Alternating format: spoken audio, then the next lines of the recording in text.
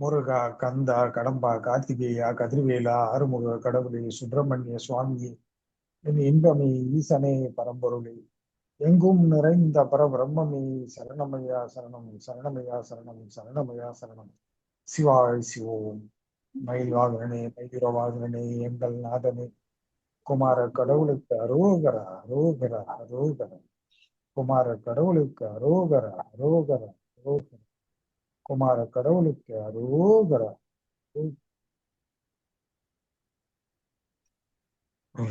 முருகாசன் சிவாஜி. ஓம்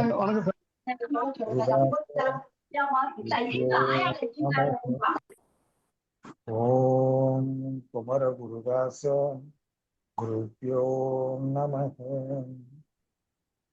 ஓம் குமர குருதாச குருப்யோ நமः. ஓம் ரமணாய நமः. ஓம் ரமணாய நமः. ஓம் ரமணாய நமः.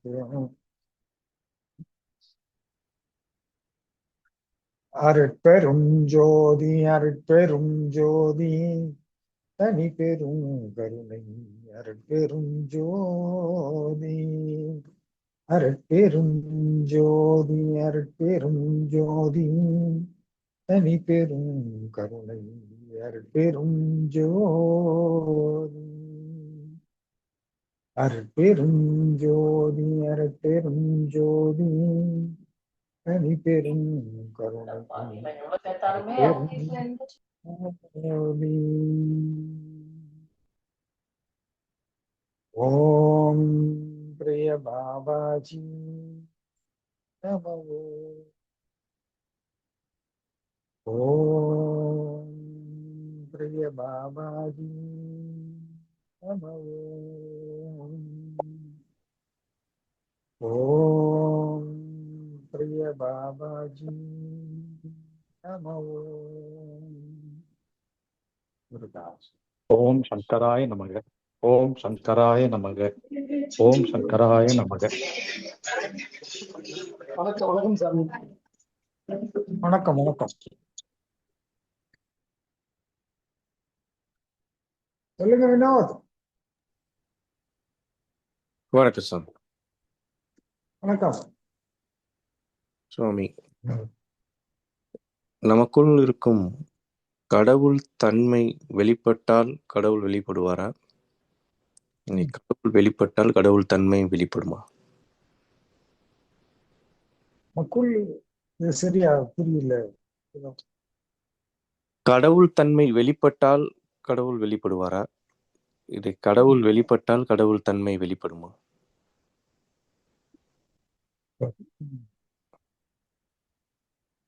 கடவுள் வெளிப்படுவது என்பது அவ்வளவு சாதாரணம் கிடையாது, அசாதாரணமும் இல்லை. அதெல்லாம் தாண்டி பாக்கியம், பிராப்தம் என்ற அடிப்படையில் அமையிறது.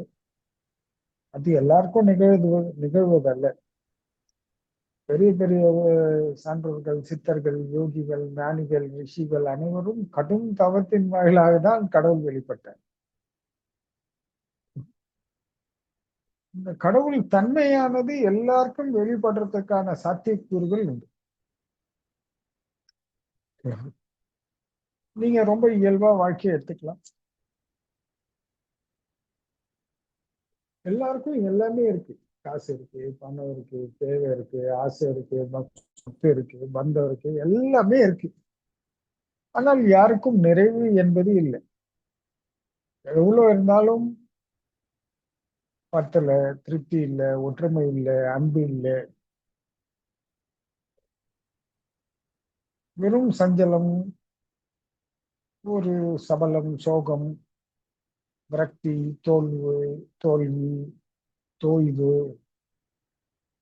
நீ நான் என்ற பேதமை, நீ எனக்கு அடிமையாக, நான் உனக்கு அடிமையாக வேண்டும், இப்படி ஒருவர் சுமந்து தாழ்த்தி உயர்த்தி, இப்படி பேதமைகள் நிறைய உட்பட்டு வாழ்க்கை நிம்மதி இல்லாமலும் நிறைவு இல்லாமலும் குறைவுடனே வாழ்க்கையின் பயன். இருப்பவனும் குறை, குற்றம், புலம்பல் எல்லாம் நடக்கும். இல்லாதவனும் அதே செய்யறான். ஏறக்குறைய எல்லா பிரச்சனைகளையும் ஒன்று கூட்டி பார்த்தால் ஒரே பிரச்சனை தான், எல்லாருக்கும் இருக்கிற பிரச்சனை தான். அவங்க வாழ்வாதாரமும் வாழ்க்கை அமைப்பும் தான் வேறுபடுகின்றன.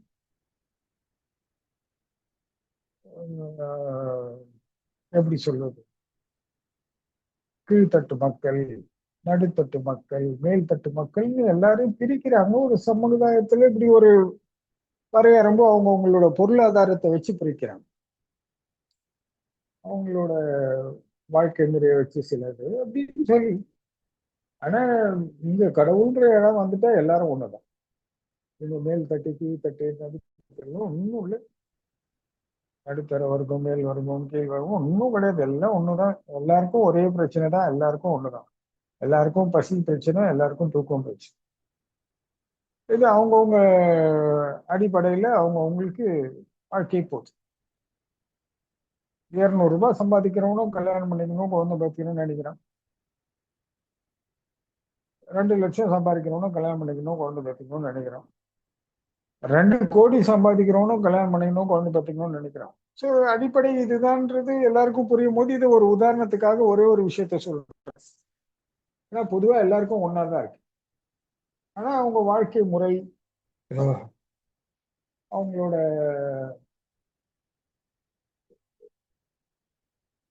இதை வச்சு அவங்கவுங்களுக்கு தகுந்தால் போல் அவங்கவுங்க வாழ்க்கையை அமைச்சுக்கலாம். இதுல யாருக்குமே இருந்தது போதும், இல்ல நான் சந்தோஷமாக வாழ்க்கையை வாழ்கின்றேன், நலமுடன் இருக்கின்றேன், அதெல்லாம் சொல்ல முடியும். ஏன்னா வாழ்க்கைக்கு எந்த பாதுகாப்பும் இல்லை, எந்த உத்தரவாதமும் இல்லை.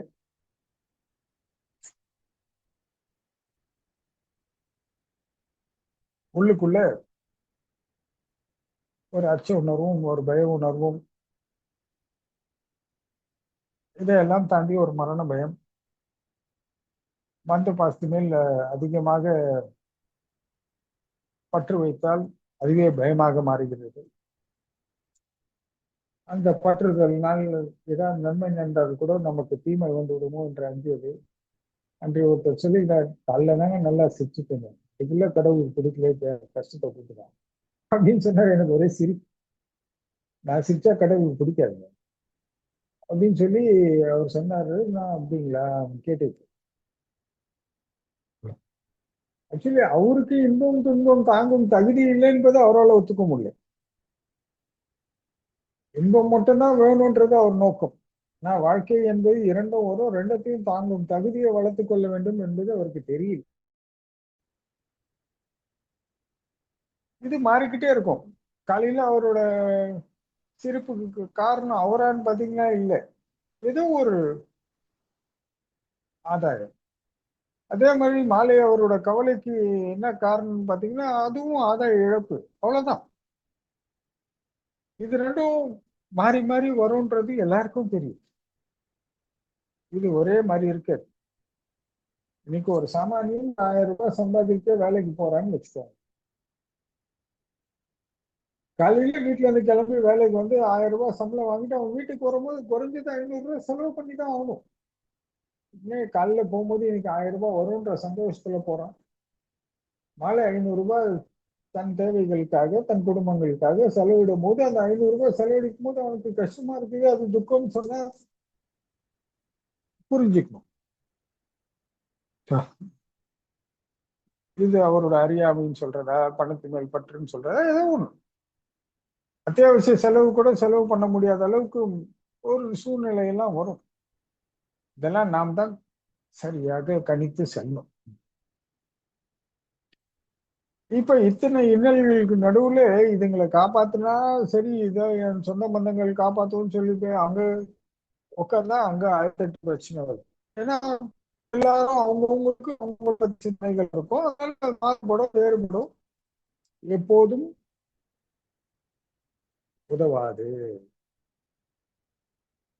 நம்ம உற்சாகமா கிளம்பும் போது ஒரு எதிர்ப்போ ஒரு ஏதோ ஒன்று நீங்கள் விரும்பியபடி அவங்க கிட்ட இருந்து வரலன்னு சொன்னா நீங்க தோய்ந்து விடுவீர்கள், பலவீனம் ஆயிடுவீர்கள்.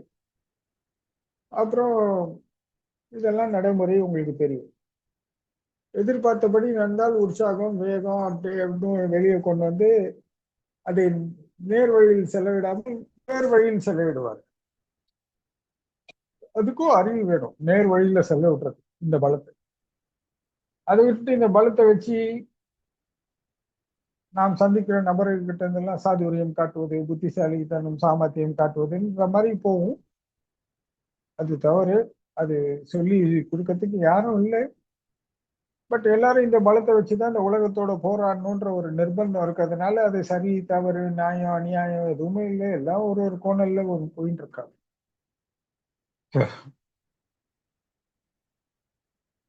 இப்போ இத்தனை சூழல்ல இருக்கும் போது இவன் என்ன பண்றான்?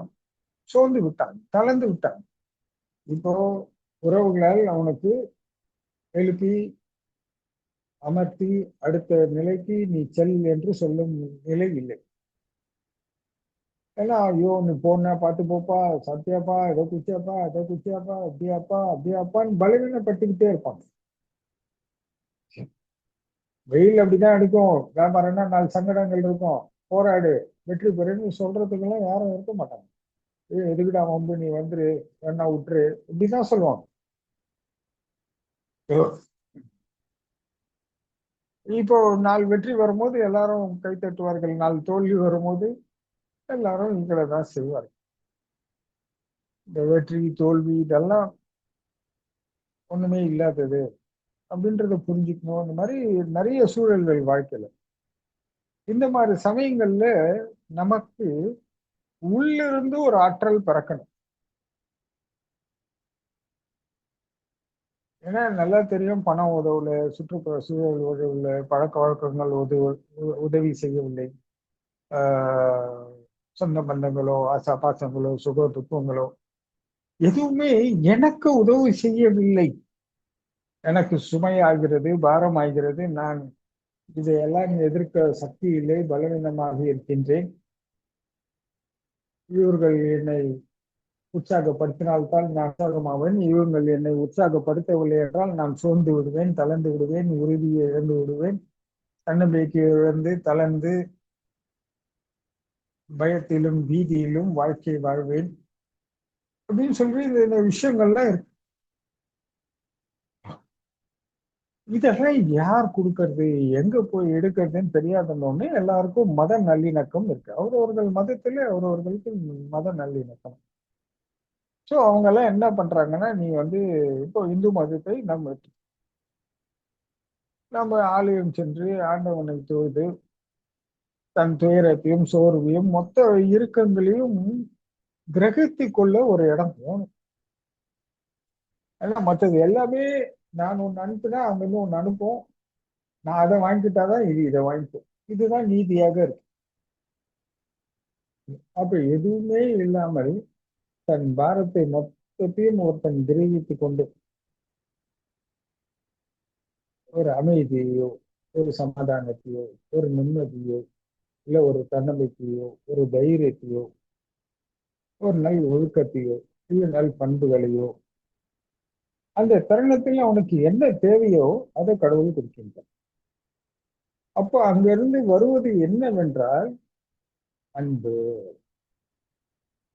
இந்த அன்பு ஒண்ணுதான் வாழ வைக்கும்ன்றது எல்லாருக்கும் தெரியும், யாருக்கும் தெரியாதுன்னு இல்லை. ஆனா இந்த அன்பை வெளிப்படுத்த முடியாமல் பல தடை. அன்பை வெளிப்படுத்தினா இது பிடிச்சிருவாங்களோ, இது பிடிப்பாங்களோ, தப்பா பேசிடுவானோ, குத்தமா பேசிடுவானோ, இதுன்னு வேணும் அதுன்னு வேணும், எப்படியும் என்ன பலவீனமாக்கி என்னை பயன்படுத்தி என் பொருளை அபகரித்துருவாங்களோன்னு நிறைய. அதுவும் ஒரு நியாயமான விஷயம்தான். நம்மளை காப்பாற்றிக் கொள்ள வேண்டியதும் முக்கியமான கட்டாயமா இருக்கு. நம்மளை காப்பாற்றிக் கொள்ள நம்ம உறவுகள், சொந்தங்கள், பந்தங்கள், பொறுப்புகள், நம்ம ஒரு வட்டத்துக்குள் நின்றுட்டு நம்ம இந்த உலகத்தை எதிர்கொள்ளணுன்ற ஒரு நீதி வேற இருக்கு.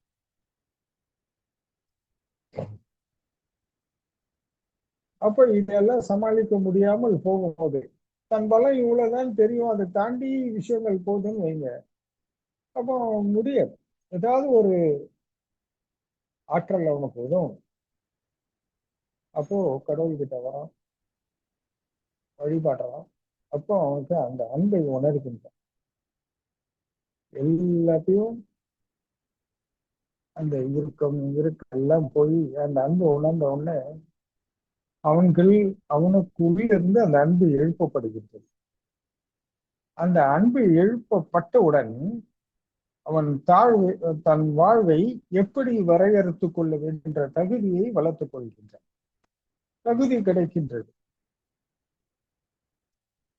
அதை வைத்து ஒன்றொன்றாக வந்து மென்மேலும் வாழ்க்கை முழுவதுமாக வாழ்க்கையை எப்படி வாழ்வது என்பதை கற்றுக்கொள்கின்றார். ஒரே ஒரு தன்மை, கடவுள் தன்மையான அன்பு மட்டும் எழுந்தால் போதும்.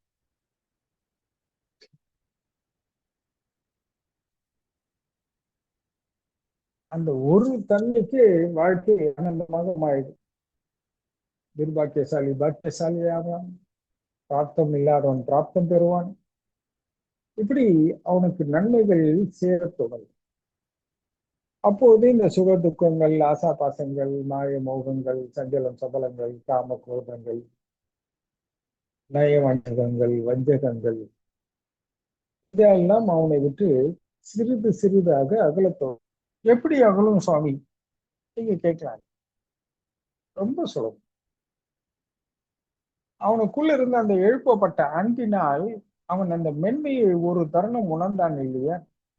அப்போது அவனுக்கு இந்த நயவஞ்சகம் என்னமோ, சுயநலம் மேலோங்குதலோ, பேராசையோ, ஆணவமோ, அகம்பாவமோ, இந்த மாதிரி எல்லா விஷயங்கள் வந்தால் இந்த மென்மையை இழந்து வன்மையாகின்றான். இந்த அனுபவத்தினால் என்ன செய்கின்றான் அவன்?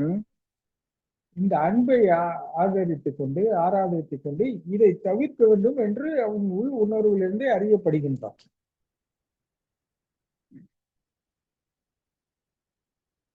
அவன் சொல் செயல்களிலே, அவன் நடை உடை பாவத்திலே, பழக்க வழக்கங்களிலே மாற்றங்கள் ஏற்படுகின்றன. சிறிது சிறிதாக அவன் கவனங்கள் சீராகின்றன. அவன் ஊனக்கண் நாணக்கண்ணாக மாறுகின்றது. நாணக்கண்ணு என்ன சொல் அப்படின்னா, இந்த மாதிரி நம்மளை பலவீனப்படுத்தக்கூடிய விஷயங்கள் எதுவுமே இல்லாமல் அதை பார்க்கும் போது அது நாணக்கண். பலவீனத்துக்குள் அமர்ந்து கொண்டு பார்த்தால் அது ஊனக்கண்.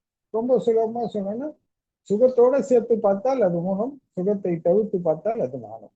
அவ்வளவுதான். உங்க மைண்ட் வாய்ஸ் கேக்குது வினோத்? ரொம்ப சுலபமா சொல்றீங்க சாமி. நடைமுறைக்கு அது எவ்வளவு சிரமம். இங்கதான் சுகம் இருக்குன்னு தெரியல, சிம்பிளா சொல்றீங்கன்னு எங்களுக்கு புரியுது. பட் உண்மை அப்படிதான் இருக்கு. நீங்க கடினமா பார்த்தா கடினம், சுலபமா பார்த்தா சுலபம். ஆனால் எல்லாம் ஒரே நாளில் கிடைக்க தொடர் பயிற்சினால் அந்த அன்பை எப்போது காப்பாற்றப்பட வேண்டும் என்று உங்களுக்கு தோன்றிவிட்டால் போதும். இந்த உலகில் மற்றதெல்லாம் துச்சம் என்பதை நீங்கள் உணர்ந்து விடுவீர்கள். அந்த அன்பை காப்பாற்றுவதற்காக நீங்கள் எதையும் செய்வீர்கள். எதையும் செய்வீர்கள் அநீதி அக்கிரமம் அல்ல. இந்த மாதிரி யானம் அகம்பாவம் தாண்ட கர்வம், நான் தான் பெரிய ஆளு, பணம் பணம் இதெல்லாம் பண்ணி வச்சுக்க நல்லா இருக்கு. நீயே 100 வருஷம் வாழ்ந்துட்டு ஏன் அமைதியை நான் இழக்க விரும்பல? ஏன் அன்பை நான் இழக்க விரும்பல? நான் நேர்மறையாக செயல்படுறேன். அதற்குரியது செயல்பட்டால் போதும். தப்போ சரியோ எனக்கு தெரியாது. நீ தப்பு பண்ணினா நான் என்ன பண்ண முடியும்? ஒன்றும் பண்ண முடியாது. கடவுள் பார்த்து பண்ணி போயிடுவேன் அப்படின்னு சொல்லலாம். அது என்ன போன்றவர்கள் செய்யலாம். ஆனா சாமானியர்களுக்கு கடவுள் உதவுவான். அப்படியெல்லாம் என்னை வழிபட்டதற்காக நீ சோர்ந்து தளர்ந்து பிறரிடம் குட்டு வாங்கி குனிந்து பணிந்து போக வேண்டும் அவசியம் இல்லடா. உன்னுள்ள இருந்து நான் நிற்கிறேன். அவன் அதற்கான அந்த தருணத்துல எப்படி கையாள வேணும் என்பதை வழிகாட்டுவான். என்ன போன்றவர்கள் ஒரு சாமானியன் பேசி போறோம் சொல்லிட்டு போறோம், நல்லா இருக்கு, அவ்வளவுதான்.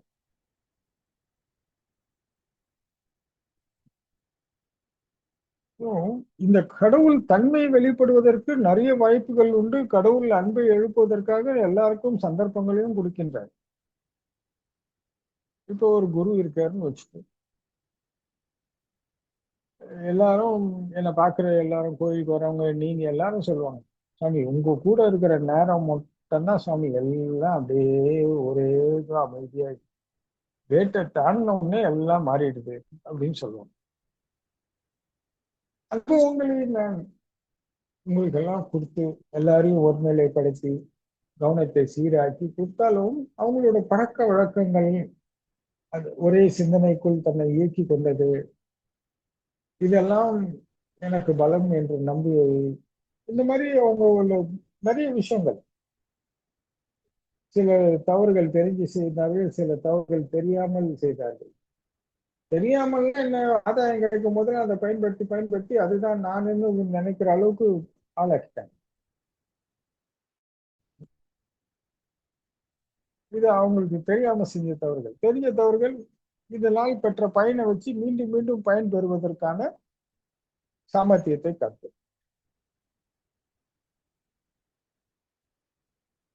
அந்த மாதிரி. அதனால கடவுளோட தன்மை வெளிப்பட வெளிப்பட நீங்க அந்த அன்பில் அனுபவிக்க அனுபவிக்க அடுத்து கடவுளோட கருணை வரும், அப்புறம் இரக்கம் வரும்.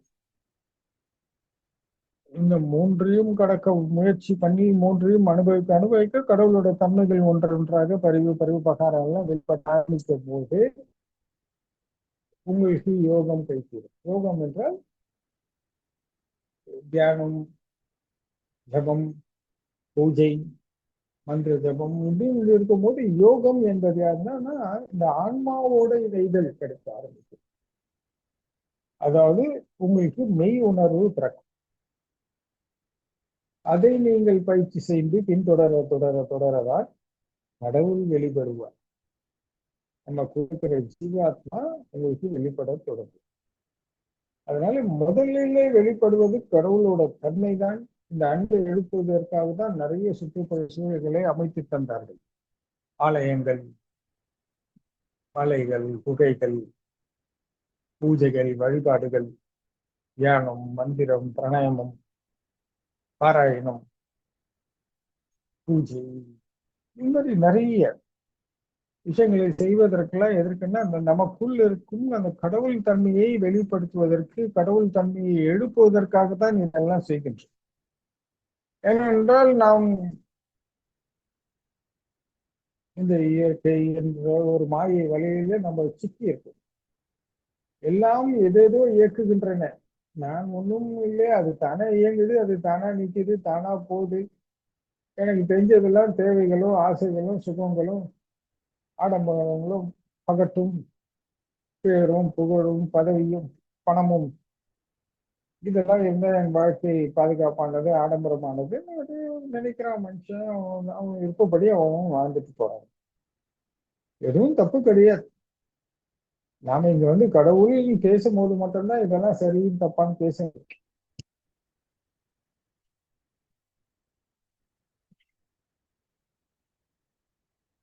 இதெல்லாம் எங்களுக்கு எதுக்கு சாமி தின்னமா வேலை வந்தா போனோமா நிறுத்துறோம் நாங்க அப்படின்றவங்களுக்கு நம்ம ஒன்றும் சொல்ல போறது இல்லை. உன் வாழ்க்கை உன் விருப்பப்படி கடவுள் உனக்கு துணை நிற்பான்னு சொல்லிட்டு போறோம். அதனால இந்த அன்பை எழுப்புவதற்காக தான் நாம் எங்கெங்கேயோ செல்கின்றோம், யாத்திரை செல்கின்றோம், ஆலயங்கள் தொழுகின்றோம், மந்திரங்கள் சொல்கின்றோம், பூஜைகள் செய்கின்றோம். ஏனால் எந்தவித பாதுகாப்பும் உத்தரவாதம் இல்லாத வாழ்க்கையை பாதுகாப்பாகவும் உத்தரவாதத்துடனும் வாழ்க்கையை இயக்க வேண்டும். ஏன்னா உள்ள இந்த அச்சமும் சஞ்சலமும் இருந்தால் வாழ்க்கை துன்பமாகி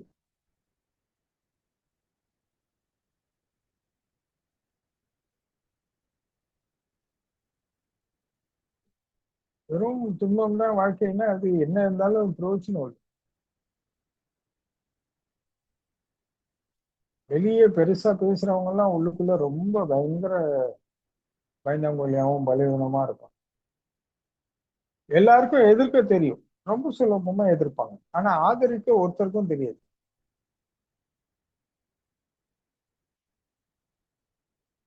ஆதரிக்க கற்றுக்கொள்ள வேண்டும் என்றால் கடவுளோட தன்மையான அன்பு வெளிப்பட வேண்டும். பிறர் கோபத்தாலும் தாபத்தாலும் தன் தவறுகளாம் வருத்தப்படும் போது அவர்கள் மேல் கருணை காட்ட வேண்டும். ஒருவர் இயலாமையாலும் இல்லாமையாலும் ஏதோ ஒரு காரணங்களால் தான் வாழ முடியாது துடிப்பவர்களுக்கு இரக்கத்தை காட்ட வேண்டும். எல்லாரும் வாழ வைக்க வேண்டும் என்ற உள் உணர்விலிருந்து ஒரு ஆற்றல் பிறக்குமாய் நீங்கள் பாதுகாப்பான வலயத்துக்குள் வந்து விட்டீர்கள் என்றார். இல்லை என்றால் மனிதன் வாழ்வு ஒரு மர்மம் தான். மனிதன் உடல், வாழ்வு, மனம் எல்லாமே ஒரு மர்மம். எதுவுமே கண்ணு தெரியும்.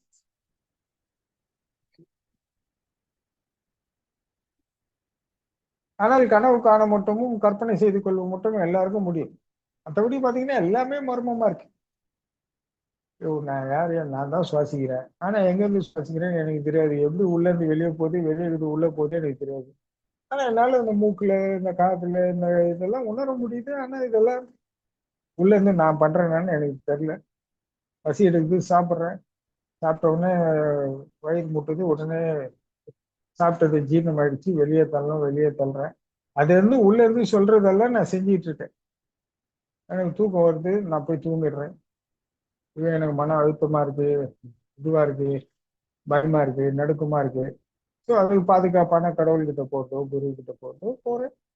இல்ல இல்ல நான் போய் உல்லாசமா இருக்க போறேன், போதில் குடிக்க போறேன், அதை போய் ஏதோ ஒண்ணு நல்லதோ கெட்டதோ பண்றாங்க.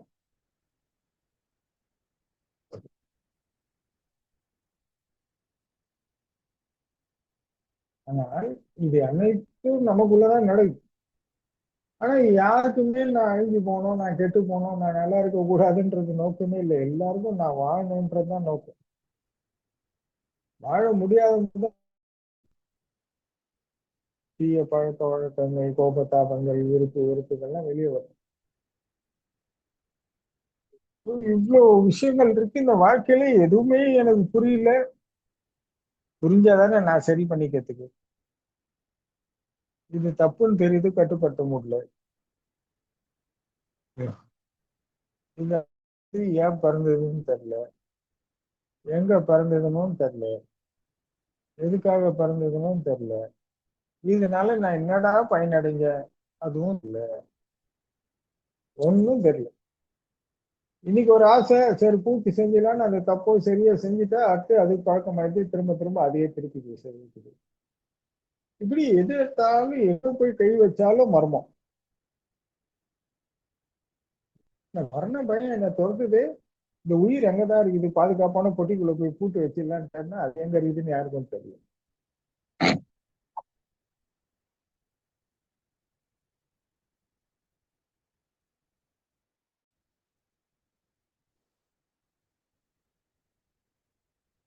இந்த வாழ்க்கை வெறும் மூலமாகவே இருக்கு. மனிதனோட பிறப்பு, இறப்பு, வாழும்போது செயல், உண்பது, உறங்குவது, விழிப்பது, இதுவே மர்மமா இருக்கும் போது கடவுள் எப்படி இருப்பார் நீங்களே சொல்லுங்க. மனசு பார்த்தா தெரியாது.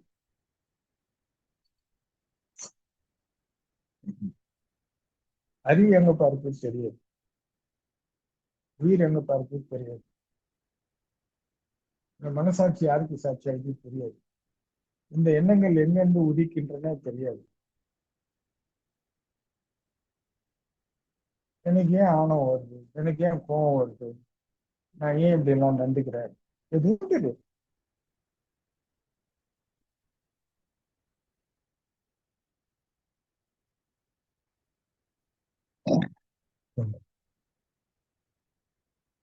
இப்படி மர்மமான வாழ்க்கையில கடவுள் வெளிப்பட்ட பின் தான் இதெல்லாம் தெரியுன்றது சாத்தியம் இல்லை. கடவுளோட தன்மைகள் தூண்டப்பட்டு, அந்த அனுபவங்கள் வளர்க்கப்பட்டு, அதன் வாயிலாக நீங்கள் ஞானம் பெறப்பட்டு,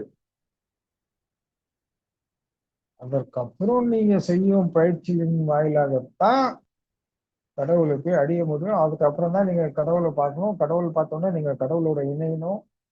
அதுதான் ஆத்ம விசாரம், நான் யார் என்ற கேள்வி.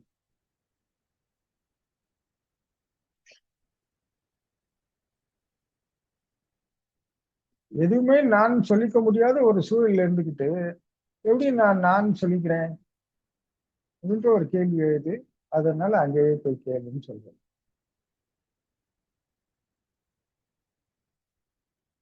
அதனால கடவுளோட தன்மையை வெளிப்படுத்துவதற்காக தான் நம் மதத்துல இத்தனையோ விஷயங்கள் பண்ணாங்க. பாரடா, இது மாயம், இது மோகம், இது சஞ்சலம், இது சபலம், இது காமம், இது குரோதம், இது பழிவாங்கும் உணர்வு, இது ஆத்திரம், இது பொறாமை, இது சுயநலம், இது பேராசை. இதெல்லாம் இருந்தால் உன்னிடத்தில் அன்பு பிறக்காது.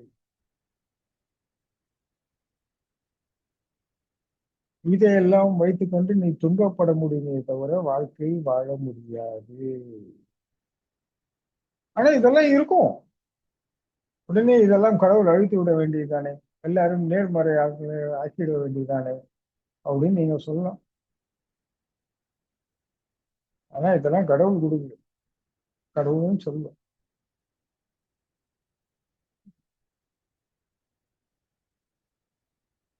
இது அவரவர்களாக வளர்க்கப்படுகின்றது. இந்த பிறப்பால் வருவது ஆணவம், கம்மம், மாயை, இது மூன்றும். அது வளர வளர வெளிப்படும் விஷயங்கள் அது இது. காலவேதனை நடுவில் இருக்கும் போது எல்லாமே ஏற்றமையும் மாற்றமையும் மாறும். அதனால்தான் சிவ பூஜை செய், யோகம் செய், தியானம் செய், மந்திரம் சொல், பாராயணம் செய், திருநீர் அணிந்து கொள், ருத்ராட்ச மாலை அணிந்து கொள். ருத்ராட்சின் வாயிலாக நீ இந்த இறை ஆற்றலை, பிரபஞ்ச ஆற்றலை, பிரபஞ்ச சக்தியை கிரகிக்கும் போது உன் உடலில் ஆரோக்கியம் பெருகும், மனமும் உடலும் ஒருநிலை அடையும். இதனால் உன் கவனம் சீராகும். கவனம் சீராக இருப்பதால் உன் வாழ்வு வளமும் பாதுகாப்பும் பெறும் என்றெல்லாம் நம்மளுக்கு நிறைய பூஜை புனஸ்காரங்களை சொல்லிக் கொடுத்தாங்க. வணங்குதல் ரொம்ப முக்கியம். நீ வணங்கினால்தான் தேடுதல் ஆரம்பிக்கும். முதல்ல நீ வணங்கணும். கடவுள் பார்த்தோன்னே, சாமி எனக்கு இதை கொடு சாமி, சாமி அதை கொடு சாமி, உனக்கு 48 நாள் நான் வேண்டுகிறேன் சாமி, உனக்கு அபிஷேகம் பண்ணேன், ஆராதனை பண்ணேன், எனக்கு இதை கொடு அதை கொடுன்னு கேட்டுருந்தா அது திரும்ப திரும்ப சுழற்சியில் போய்கிட்டு இருக்கோம். அது ஒன்றும் சொல்ல முடியாது. அதனால்தான் வணங்குதல்னு சொல்லும். வணங்குதல் வேண்டும், பிறகு வழிபாடுகள் செய்ய வேண்டும், வழிபாடுகள் செய்த பிறகு தான் இந்த தியானம், யோகம் இதெல்லாம் கைக்கும். இதையெல்லாம் வணங்குதலுக்கு உங்களை கொண்டு போய் சேர்க்கணுன்றதுக்கு தான் நிறைய விஷயங்களை சொல்லி கொடுத்தாங்க. உன் புலன்கள் தடுமாறுகின்றன, உன் ஐம்புலன்கள் தான் உன்னை வெளியே கொண்டு செல்கின்றது. இந்த ஐம்புலன்களின் வழியாகவே நீ உயிர் செல். வெளியே தேடினால் எதுவும் கிடைக்காது. ஒரு ஈசனை வழிபட்டு, இப்ப அண்ணாமலையார் சன்னதியில் நாம் அனைவரும் முன்னின்று ஈசனை தொழுகின்றோம். ஓம் நம சிவாய என்று அவனை தொழுது நிற்கும் போது அந்த கண்ணால் பார்த்த அந்த அன்பின் ஒளி, இந்த ஈஸ்வர தன்மை, இது அனைத்தும் நம் ஐம்புலன்களும் கண், காது, மூக்கு, வாயு வாயிலாக மனதிற்கு செல்ல, இந்த மனதில் ஏற்கனவே பதிந்திருக்கின்ற இந்த மாய, மோகம், சஞ்சலம், சபலங்கள் அகற்றப்பட்டு இந்த தூய தன்மைகளும் புனித தன்மையும் நமக்கு ஒரு சிறு அனுபவத்தை கொடுத்தாலும் அதை மீண்டும் மீண்டும் செய்ய என்ற ஆர்வத்தை தூண்டி முதலில் அங்கு சென்றால் கிடைக்கும். அப்புறம் அப்படியே நாம் அந்த அனுபவத்தை நாம் இருக்கும் இடத்திலே பழக ஆரம்பித்து விட்டால் அது அங்கே கிடைக்கப்படும். தீர்க்கமாறு எங்கும் நிறைந்த பரம்பொருள் எண்ணுள் இருக்கிறார். அன்பு, உண்மை, நம்பிக்கை மூன்றையும் கடைபிடித்து உன்னுள் இருக்கும் பரம்பொருள் உங்கள் என் நிலையில் இருக்காங்க.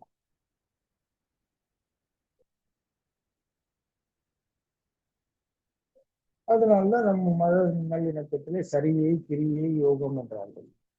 சரியை என்றால் ஆலயம் தொழுவது, ஒரு நேர்த்தியாக நல்ல ஆடை அணிந்து, அணிகள் அணிந்து ஆண்டவனை போய் தரிசனம் செய்துவிட்டு ஒரு உற்சாகத்தை வரும், இது சரியை. அதற்கப்புறம் அடுத்த இது கிரியை. இந்த ஈஸ்வர தன்மையை தேடியோ, ஆன்மீக அருளை தேடியோ ஆலயம் ஆலயமாக செல்வது, யாத்திரை செய்வது, இந்த பழைய அனுபவங்கள்லாம் கலைந்து புதிய அனுபவமாக எப்போதும் இறை சிந்தனை, ஆஹ் ஈஸ்வரன் நாமம் இந்த மாதிரி விஷயங்கள் செய்வது. அடுத்தது யோகம், உட்கார்ந்த இடத்தில் உலகை காண்பது. நம்ம உட்கார்ந்த இடத்துலயே கடவுளை காணணும், அதுவும் நமக்குள்ளேயே காணணும். இந்த உலகத்தையே நமக்குள்ள ஒரே இடத்துல இருந்து எல்லாத்தையும் செய்யறது தான் யோகம். முதல் நிலை, இரண்டாம் நிலை, மூன்றாம் நிலைக்கு நீ வர வேண்டும் என்பதுதான் நம்ம வழிபாட்டின் முறையும் வழிபாட்டின் தத்துவங்களும் சொல்கின்றது. அதனால நம்மளுக்கு ஈஸ்வர தன்மையை, நம்மளுக்கு இருந்த கடவுள் தன்மை வெளிப்படுவதற்காகத்தான் நாம் இதெல்லாம் செஞ்சுட்டு இருக்கோம் டெய்லி, தினமும். என்ன ஒண்ணு, நம்மளுக்கு இந்த இப்போ நமக்கு தெரியும், சாமானியர்களுக்கு இதெல்லாம் தெரியாது.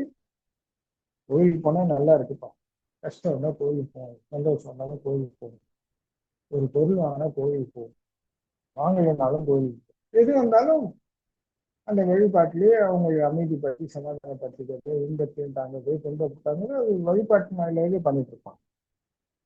அவங்க வேற ஒன்றும் பண்ண முடியாது அவங்களால. அதனால இப்ப நமக்கெல்லாம் ஏன் எதுக்கு எல்லாம் தெரியும். ரொம்ப அறிவுபூர்வமாக சைவ சித்தாந்தம் என்றாலே அறிவுபூர்வமான வழிபாடு. ஒன்றுமே உனக்கு வந்து விளக்கம் இல்லை, இதற்கான தெளிவில்லை, இது வெறும் நம்பிக்கையின் அடிப்படையில் நீ கடைபிடிக்க வேண்டும் என்பதே கிடையாது. எதை கேட்டாலும் அறிவுபூர்வமான பதில். அதான் சைவ சித்தாந்தம். நீங்க எதை கேட்டீங்கனாலும் அதற்கு பதில் உண்டு. சில விஷயங்கள் இப்போ சாமானியர்கள் அப்படியே நம்பிக்கையின் அடிப்படையில் அப்படியே சென்றது. நம்ம மாதிரி கொஞ்சம் முன்னேறி கடவுளோட அருளால அவனோட தன்மை வெளிப்பட்டு, அவனை அறியப்பட்டு, அவனை பின்பற்றப்பட்டு தொடரும் நமக்கெல்லாம் இந்த சைவ சித்தாந்தத்தை பற்றி தெரியப்படுகிறது, விளக்கப்படுகின்றது. அறிந்து கொள்ளும் வாய்ப்புகள், அனுபவிக்கும் பிரார்த்தம் எல்லாம் அமைகின்றது. புரிஞ்சுதுங்களா வினோத்?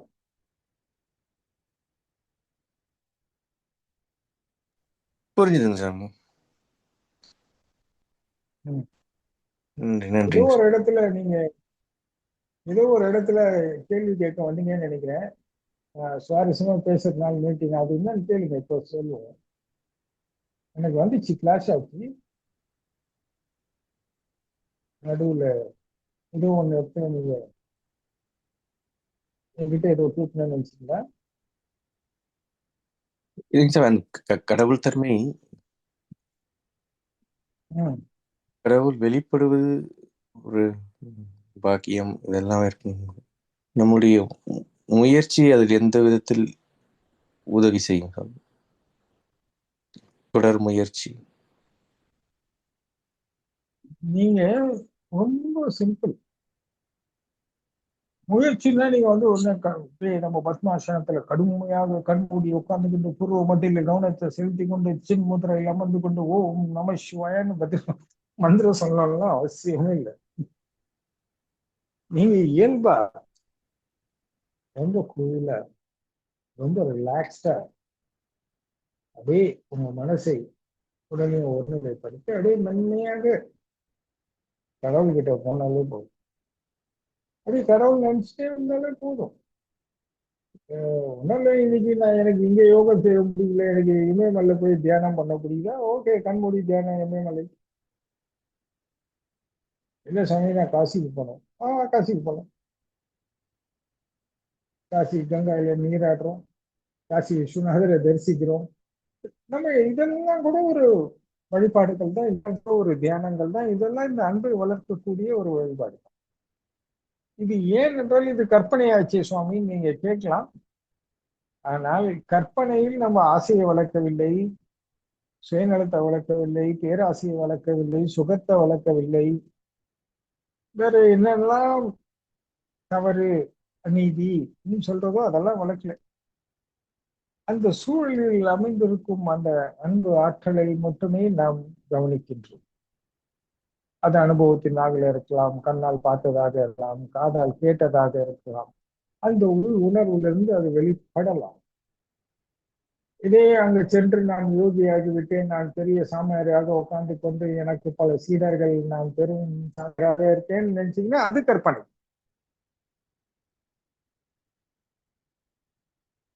ஏன் நான் இங்க இமயமலைக்கு போனோம், அங்க போனோம், இங்க போனோம், கேதார்நாத்ல போய் உட்காந்து தியானம் பண்ணோம்லாம் தோணுதுதான் நம் நடைமுறை வாழ்க்கையில் தினமும் செய்கின்ற செயல்கள் சோர்வும் சலிப்பும் தரும்.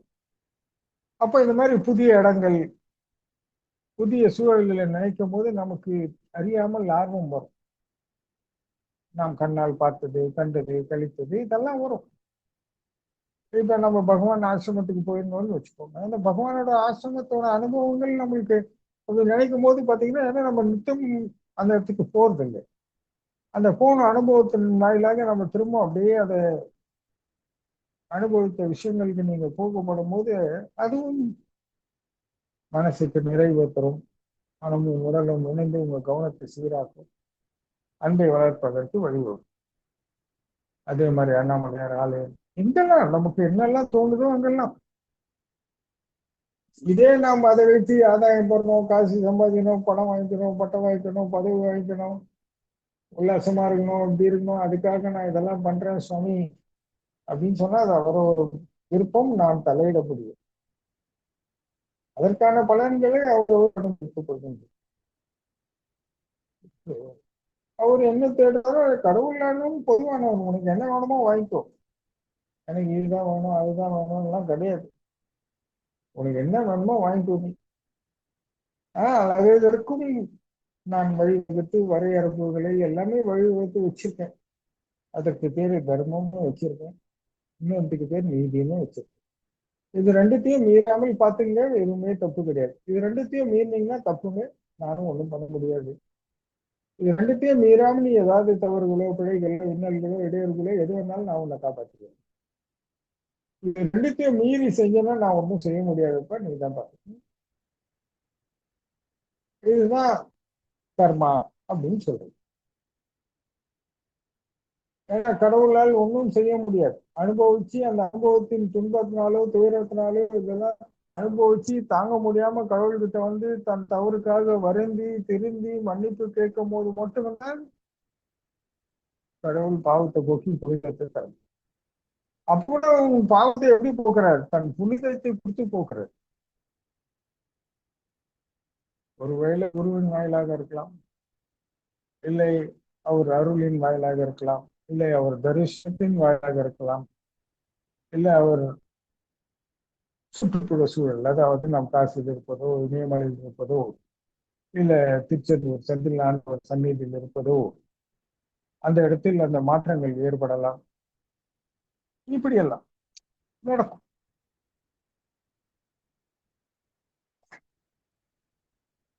அதனால நாம் பயிற்சி என்பதற்காக நம்ம ரொம்ப கட்டாயமும் பண்ணோம். ஆனால் கடுமையாக பண்ணக்கூடாது. கடுமையாக பண்ணால் அதுவே ஒரு பழக்க வழக்கமாகி அந்த கட்டாயத்துக்காக திரும்ப திரும்ப நீங்கள் செய்வது போல பொறுமையா நிதானமா நம்மளை கடவுள், ஏன்னா நம்ம வெளியே இல்லை, கடவுள் நமக்குள்ளதான் தேடும். நீ கால் நீட்டினாலும் தப்பு இல்லை, பட்டிருந்தாலும் தப்பு இல்லை, உட்கார்ந்தாலும் தப்பு இல்லை. ஆனால் முறையாக செய்வது ஆரம்ப காலகட்டத்தில் முறையாக செய்யறது நல்லது. ஒரு மனையிலேயோ இல்லை ஒரு வெள்ளை துணி போட்டு கீழே வந்தோ ஒரு விளக்கு மற்றும் ஏற்றி விட்டு வேண்டுமென்றால் ஊதுபத்தியோ மலர்களோ அது உங்களோட விருப்பம். இல்லை வெறும் ஒரே ஒரு விளக்கு ஏற்றி விட்டு நீங்கள் அமர்ந்து தியானத்தை தொடரும். இப்படி நீங்க தொடர்ந்து பயிற்சி செய்யும் போது மட்டும்தான் இந்த அனுபவங்கள் வளரணும் இல்லையா? ஒரு நாள் செய்து 9 நாள் விடுமுறை என்றால் ஒன்று பெரிதா 9 பெரிதா உங்களுக்கு தெரியும். அந்த 9 திரும்ப உங்களை ஏற்கும். இந்த ஒன்று கொஞ்சம் பலமாக இருக்கு, இந்த ஒன்று 2 ஆகி 3 ஆகி 4 ஆகி 5 ஆகி 9 ஆயிடுச்சுன்னு 9 நாள் நான் செய்து விட்டேன், ஒரு நாள் விட்டு விட்டால் ஒன்று சிறிதாகவும் 9 பெரிதாகும். அப்புறம் இதுவே நல்லிணக்கம் நிறைய வரும் உங்ககிட்ட இருந்து. அதை தொடர்ந்து செய்வதற்கான ஆர்வம், உற்சாகம், உத்வேகம் எல்லாம் உங்களுக்கு கிடைக்கும். அதற்கான உறுதி, தைரியம், வைராக்கியம். இந்த உலகத்துல எதுவுமே பாரம் இல்லை, எல்லாமே பலம் தான் நம்மளுக்கு. எல்லாரும் என்கிட்ட நிறைய பேர் இப்பெல்லாம் சொல்ல ஆரம்பிச்சிருக்காங்க, நான் கல்யாணம் பண்ணிருந்தேன் சார், நீங்க இது இப்போ புதுசா என்னை பார்த்து சொல்ல ஆரம்பிச்சிருக்காங்க, நீங்க தப்பிச்சிட்டீங்க. ஆனா உண்மை அது ஒரு குடும்பத்தினை விட எனக்கு அதிகமாக ஒரு குடும்பத்தில் ஏற்படும் இன்னல்கள், இடையூறுகள், கருத்து வேற்றுமைகள் எல்லாம் எனக்கு தெரியும். ஏன்னா நீங்க உங்க குடும்பத்தை, உங்க காசு, உங்க பணத்தை, உங்க சுகம் துக்கத்துக்கே நீங்க இத்தனை சிரமப்படுறீங்க. நான் நிறைய பேரோட கஷ்ட நஷ்டங்கள், சுக துக்கங்கள், இன்ப துன்பங்கள், அவங்களுக்கு ஏற்படுற இன்னல் இடையூறுகளை அமைதிப்படுத்தி, சமாதானப்படுத்தி, ஒற்றுமைப்படுத்தி அவங்கள வாழ வைக்கும் போது எனக்கு ஒருத்தனோட நிறைய பேரோட அனுபவங்கள் என்கிட்ட இருக்கு. அவங்களோட பிரச்சனைகளே என்னால் சொல்ல முடியும்.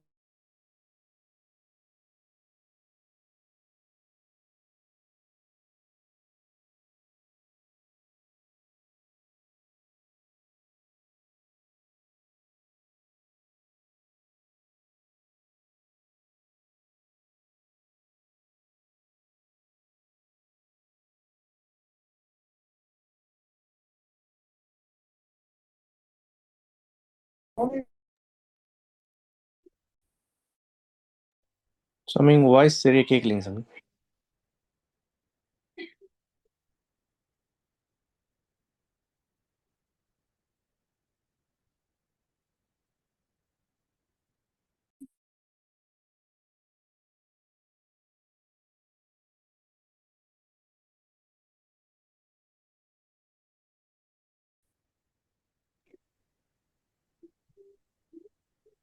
சாமி உங்க வாய்ஸ் கேட்கலைங்க சாமி.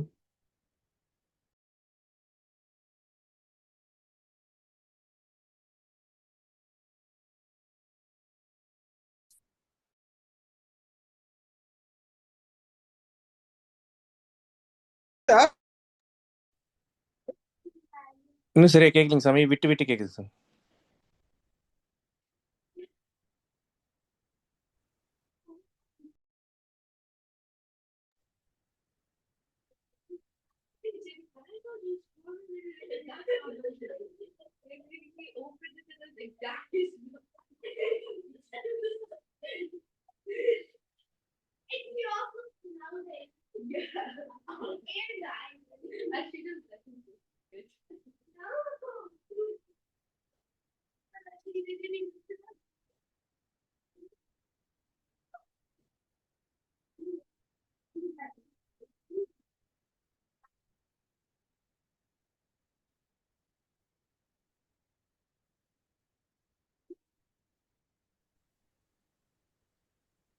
வினோத் கேக்குதா?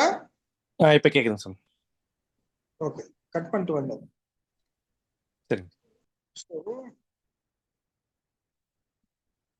நீங்க கற்பனை பண்ணிக்கிட்டு இதெல்லாம் தப்பு, இதெல்லாம் சரின்னு சொல்லணும்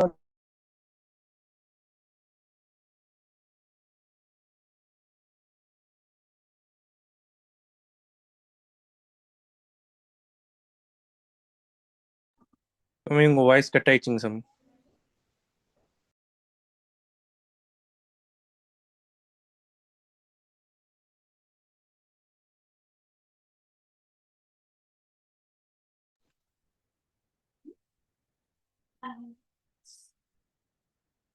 சாமி லைன் கட், உங்க வாய்ஸ் கேட்கலைங்க சாமி.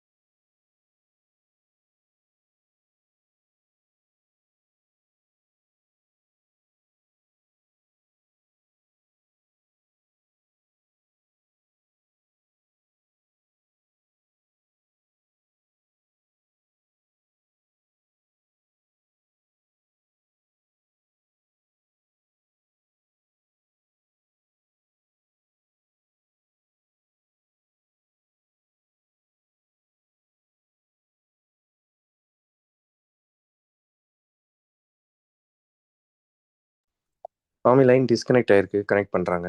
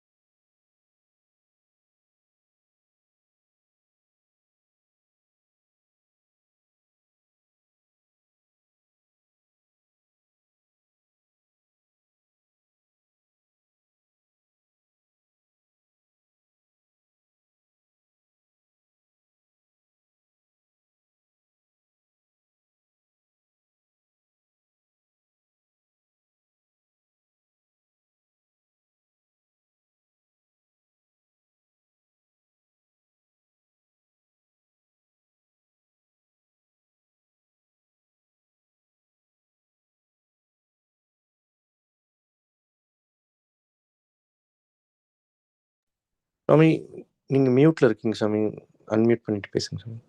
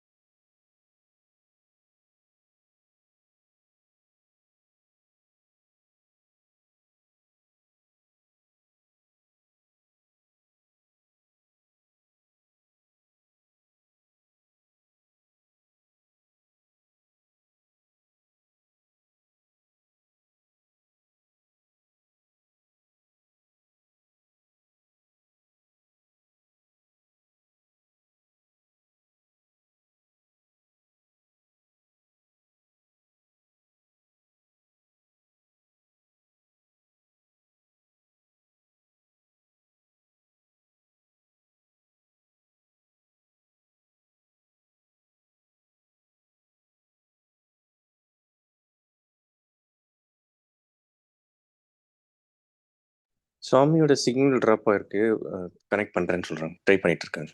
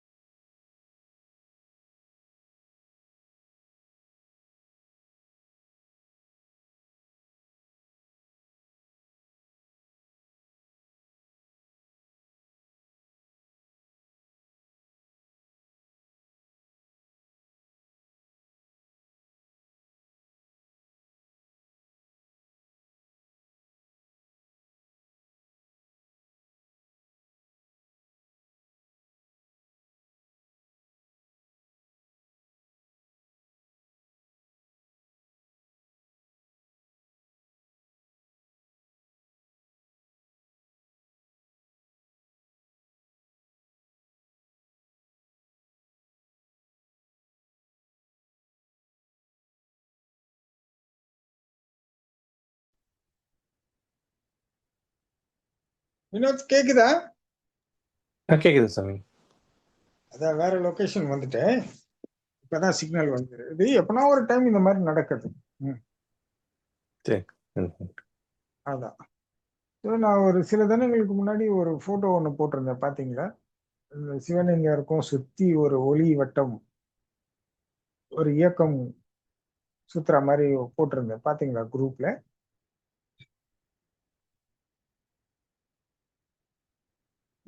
வினோத்,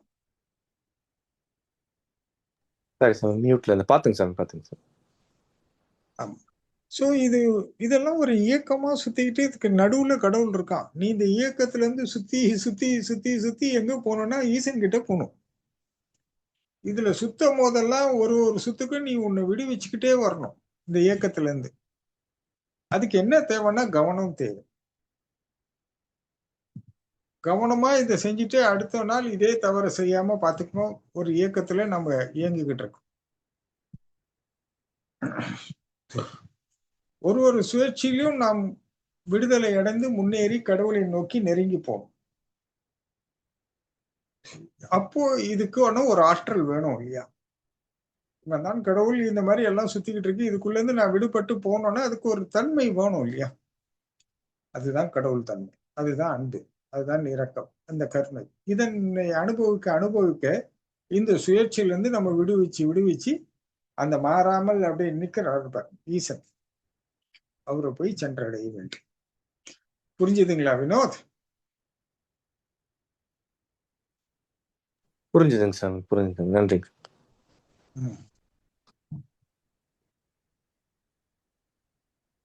ஜெகதீஷ்க்கு டைம் ஆச்சுன்னு.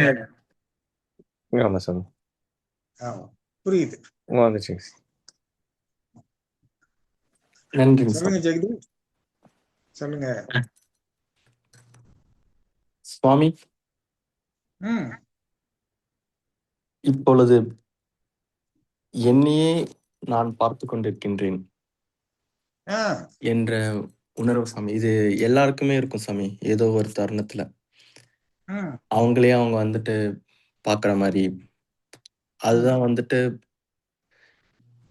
ஒரு எல்லா சூழ்நிலையும் நம்ம கவனிக்கிற சக்தியை கொடுக்குது. இந்த தண்ணியே நான் பாக்குற உணர்வு, இதை பற்றி விளக்க வேண்டும் சாமி. அதாவது எல்லாரும் தன்னை பார்க்கும் போது எப்படி பார்ப்பாங்க அது சொல்லுங்க. நீங்க எப்படி பாக்குறீங்க? முதல்ல உங்களது சொல்லுங்க, நான் அப்புறமா. நான் தண்ணியே தான் பாக்குறதுன்றது வந்துட்டு அந்த கவனத்தை மேல இருந்து பாக்குறது குறிப்பிட்டன சுவாமி. நம்மளோட செயல்களையோ இதுவோ இல்லை சுவாமி. அந்த கவனம் மேல இருந்து நான் இந்த அண்டத்துல இருந்து நான் இந்த உலகத்தை கவனிக்கிற மாதிரி.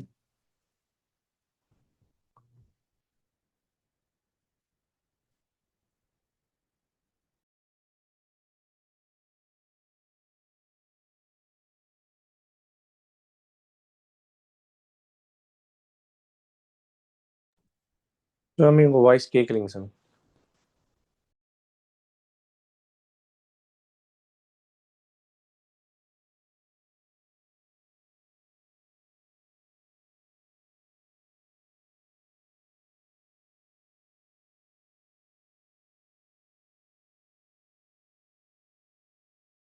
ஜெகதீஷ் கேக்குதா?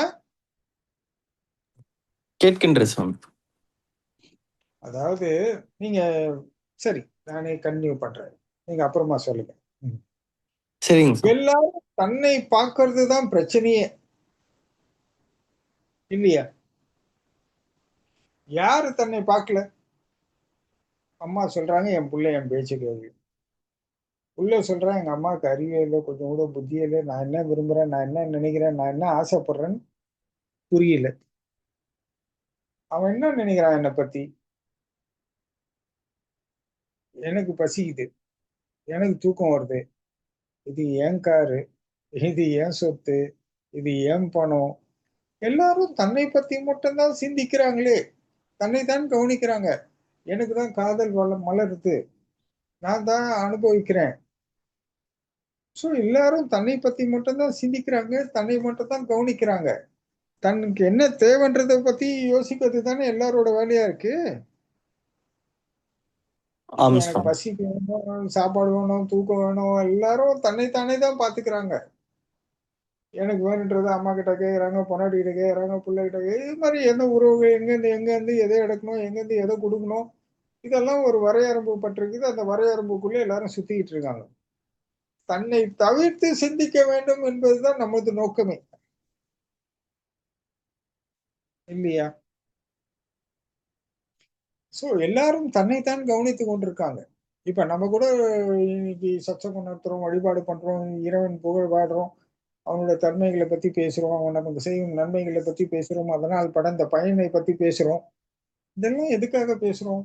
நாம் பெற்ற அனுபவங்கள், அந்த ஆனந்தங்கள், அந்த அறிவுகள், அந்த உற்சாகங்கள், அந்த மென்மை, அந்த உத்தமத்தன்மை, அந்த புனிதம், வாழ்வின் இதனால் நாம் பட்ட மேன்மை, பயன், இதிலே உடங்கிவிட்டால் போதும், எமது ஈசனை வேறொன்றும் வேண்டாம் என்று சொல்லும் அளவிற்கு அந்த பேரானந்தத்தை அனுபவித்ததனால் நாம் இதையெல்லாம் விவரித்து பேசிக் கொண்டிருக்கோம்.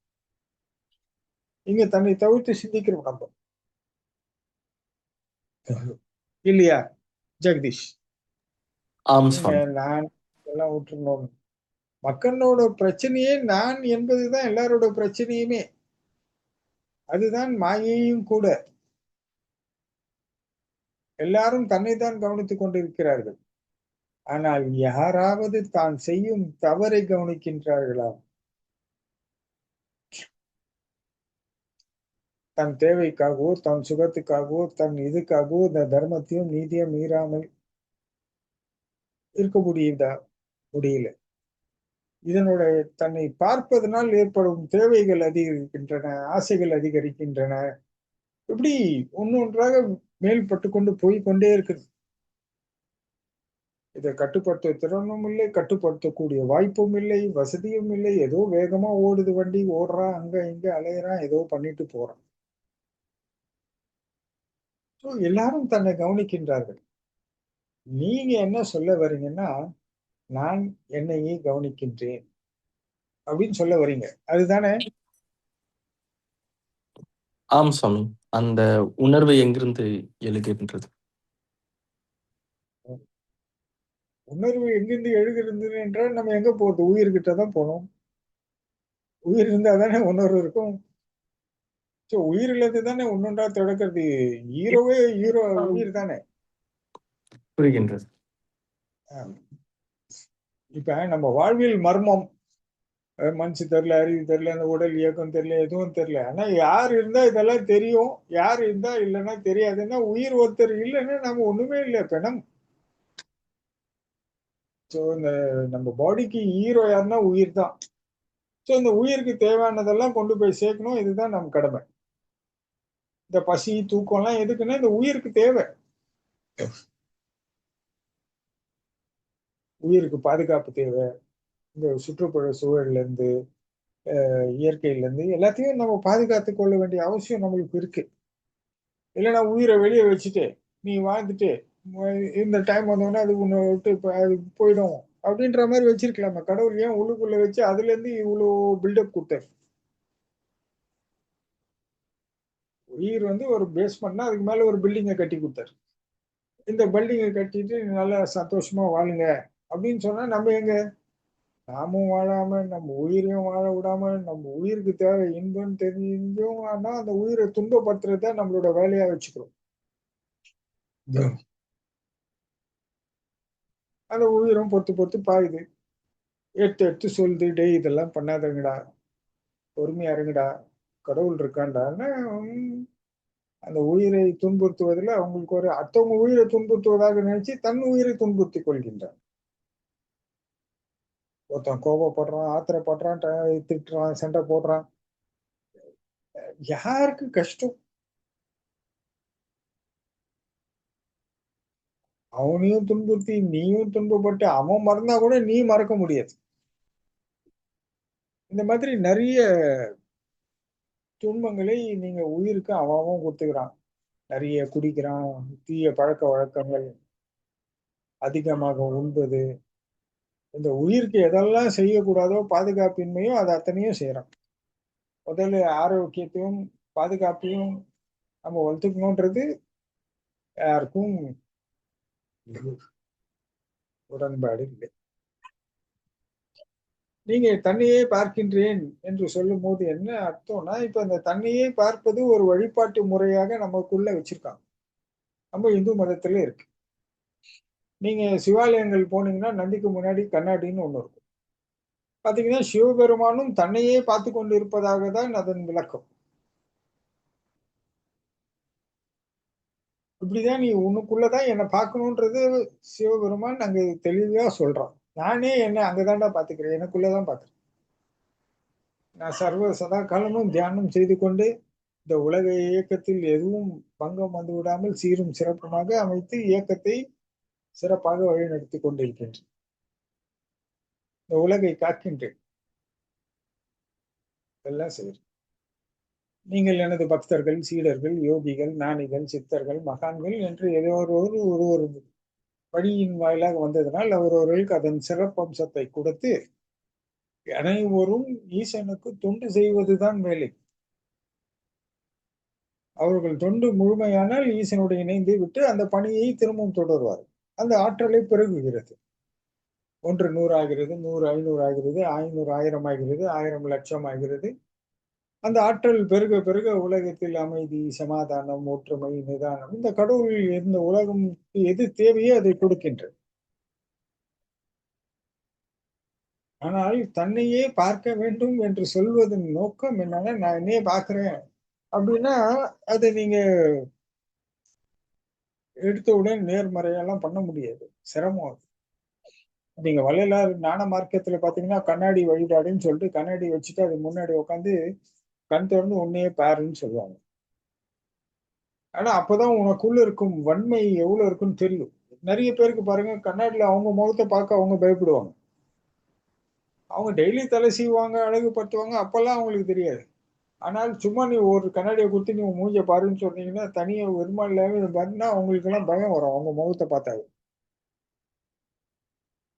அவங்களோட உள்ள எப்படி இருக்கு அகம் அப்படின்றத வெளிப்பாடு. அந்த மாதிரி தியானம் பண்ணி அந்த அகத்துல இருக்கிற வன்மையை போக்கி மென்மையாக ஆண்டவனோட தன்மை, அன்பு, கருணை எல்லாம் வெளிப்படம் செய்ய வேண்டும் என்பதற்காக கண்ணாடி தியானம் சொல்லி ஒண்ணு இருக்கு. ஆனா எடுத்த உடனே இந்த தன்னை பார்க்கறது, இதை பண்றேன் அதை பண்றேன்னு போறதெல்லாம் நன்மை அல்ல. நாம் தியானம் செய்து மனம், உடல் எல்லாம் ஒருநிலை அடைந்து அறிவு தெளிவாக இருந்து நமக்கு கிடைக்க வேண்டிய ஆற்றல், அதாவது அந்த உங்களுக்கு அனுபவத்திலே நீங்க பார்க்கலாம் அந்த எனர்ஜி, அந்த ஆற்றல், இந்த அமைதி, பொறுமை, இந்த மாதிரி விஷயங்கள் நிறைய விஷயங்கள் புதுமையா வெளிப்பட அந்த உள்ளிருந்து தன்னை பாதிக்கக்கூடிய ஒரு விஷயத்தை அதுவே சொல்லும். நீ வேணா அந்த கண்ணாடி முன்னாடி உட்காந்து தியானம் பண்ணு, உன்னையே பாரு. இப்ப நம்ம தியானம் பண்ணும் போதெல்லாம் என்ன பண்றோம், நம்மளதான் பாக்குறோம். நம்மள எப்படி பாக்குறோம், கடவுளை வச்சு பாக்குறோம், கடவுள் நினைச்சு தியானம் பண்றோம். ஆனா நாமே பார்த்தோம்னா நம்ம பண்ணது, பேசினது, பழகினது, போனது, வந்தது எல்லாம் உள்ள இருந்து வெளியே வர ஆரம்பிக்கும். உள்ள இருந்து ஒன்னொன்னும் பூதகரமா கிளம்பும். ஒரு நாள் எங்கேயோ அப்போ ஒருத்தனை எதிர்த்திருப்போம் 5ஆம் கிளாஸ்ல, என் பென்சிலை திருடிட்டான்னு. அந்த கோபம் இப்ப வெளிப்படும். இந்த தண்ணியை பார்க்கறதெல்லாம்ன்றது இந்த மாதிரி உள்ள இருந்து நீங்க கிளற அது வந்துகிட்டே இருக்கும். அதெல்லாம் சந்திக்கிறதுக்கு உங்களுக்கு ஒரு பலம் வேணும். அதனாலதான் அது முன்னாடியே அங்க போறதை விட்டுட்டு இந்த தியானங்கள் பயிற்சிகள் மூலியமாக நீங்க அதுவாக அந்த இடத்துக்கு கொண்டு போய் விடும். அப்போ அந்த தியானத்தை மேற்கொண்டு நம்மளை நாமே பார்த்து சரி செய்து சீர் செய்து இது தப்பு இது சரி, இது அப்போ அந்த டைம்ல நாம் தப்பு பண்ணோமா, அவன் தப்பு பண்ணானோ, அவன் தப்பு பண்ணா மன்னிக்கலாம், நாம் தப்பு பண்ணா மன்னிப்பு கேட்கலாம் கடவுள்கிட்ட. இந்த மாதிரி ஒரு இடத்தையும் சீர் செய்து நம் உள் விருப்பம் இல்லை, வெறுப்பும் இல்லை, கோபம் இல்லை, தாபம் இல்லை, ஆசை இல்லை, பாசம் இல்லை, நேசம் இல்லை, காதல் இல்லை, காமம் இல்லை, குரோதம் இல்லை, வஞ்சகம் இல்லை, ஏதுமே இல்லை. நான் ஆன்மாவாக அமர்ந்திருக்கிறேன். நான் ஈசனின் அடிமை, தொண்டன், பக்தன். என் பரம்பொருளோட இணைவதே நான் அப்படின்னு சொல்லி அந்த ஆன்மா தான் நான். மற்றதெல்லாம் இந்த உலகம் சுயேட்சையில என்னென்னமோ செஞ்சுக்கிட்டே தான் இருக்கும். அதை மேலேயே செய்யட்டும். நாம் இந்த இடத்துல போய் ஒடுங்கும். அதுதான் உண்மை. அதனால நாமளும் நம்மளை கவனிக்கதான் செய்யறோம். நம்ம கவனிச்சாதானே இது நல்லதுன்னு தெரியுது. அதனாலதான் நம்ம இதை பத்தி எல்லாம் பேசுறோம், யோகம் பண்றோம், தியானம் பண்றோம், பயிற்சி பண்றோம், மந்திரம் சொல்றோம், பாராயணம் சொல்றோம், கடவுளை பத்தி சொல்றோம், குருவை பத்தி சொல்றோம், சுவாமியை பத்தி சொல்றோம், பகவான் பத்தி சொல்றோம். இதெல்லாம் நன்மைன்னு நமக்கு தெரியறதுனாலே நம்மளை நாம் பார்த்தோம். பகவானை பத்தி பேசப்படும்போது நமக்குள் ஏற்படுகின்ற ஒரு அன்பு, ஒரு கருணை, அவர் முகம், பாவம் ஒரு மென்மையை கொடுக்கின்றது, அமைதியை கொடுக்கின்றது, சமாதானம், நிதானம், தெளிவு, உறுதி என்றதை கொடுத்து இதெல்லாம் உன்னோட வெறும் அற்பம் அப்படின்னு சொல்லக்கூடிய தைரியத்தையே கொடுக்குது. நம்ம சாமி கிட்ட வரும், சுவாமி விட்டுற, எல்லாம் அவன் செயல், முருக பெருமான் நம்மளை கை விட்டுருவானா, நமக்காகவே அவதரிச்சவன் நம்மளை காப்பாத்தாம விட்டுருவானா, இந்த குழப்பம் சஞ்சலங்கள் எல்லாம் அவங்ககிட்ட விட்டுடு. அந்த ஈஸ்வரன் அமைதியா இரு, ஆனந்தமா இரு, பொறுமையா இரு, நிதானமா இரு, நிச்சயம் நன்மை நடக்கும். என்கிட்ட என்ன எல்லாம் இருக்கோ அதை உங்களுக்கு எல்லாம் கொடுக்குறேன். நீங்க எல்லாம் வச்சுட்டு வாழ்க்கையை வளமுடன் வாழுங்க. எல்லாரும் நலமுடன் இருக்கிறதா என் குமர கடவுளனோட நோக்கமும் என் நோக்கமும். அதனால சஞ்சலங்களை கைவிட்டு விட்டு நம்பிக்கையுடன் முன்னேறுங்கடா நான் இருக்கேன்.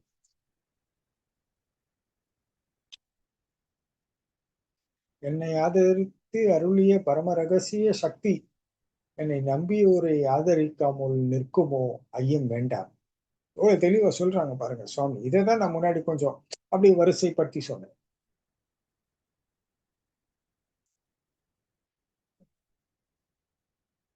அதனால எல்லாரும் நம்மளதான் பார்த்துட்டு இருக்கோம், நாமும் நம்மளதான் பாக்குறோம், மத்தவங்களும் நம்மளதான் பாக்குறாங்க. அவங்கவுங்க அவங்கவுங்கள பத்தி தான் பார்த்துக்கிட்டு இருக்காங்க. என் ஆசை பெருசு, என் காதல் பெருசு, என் காமம் பெருசு, என் சொத்து பெருசு, என் சுகம் பெருசு, என் கார் பெருசு, எல்லாரும் அவங்க பெருசுன்றாங்க.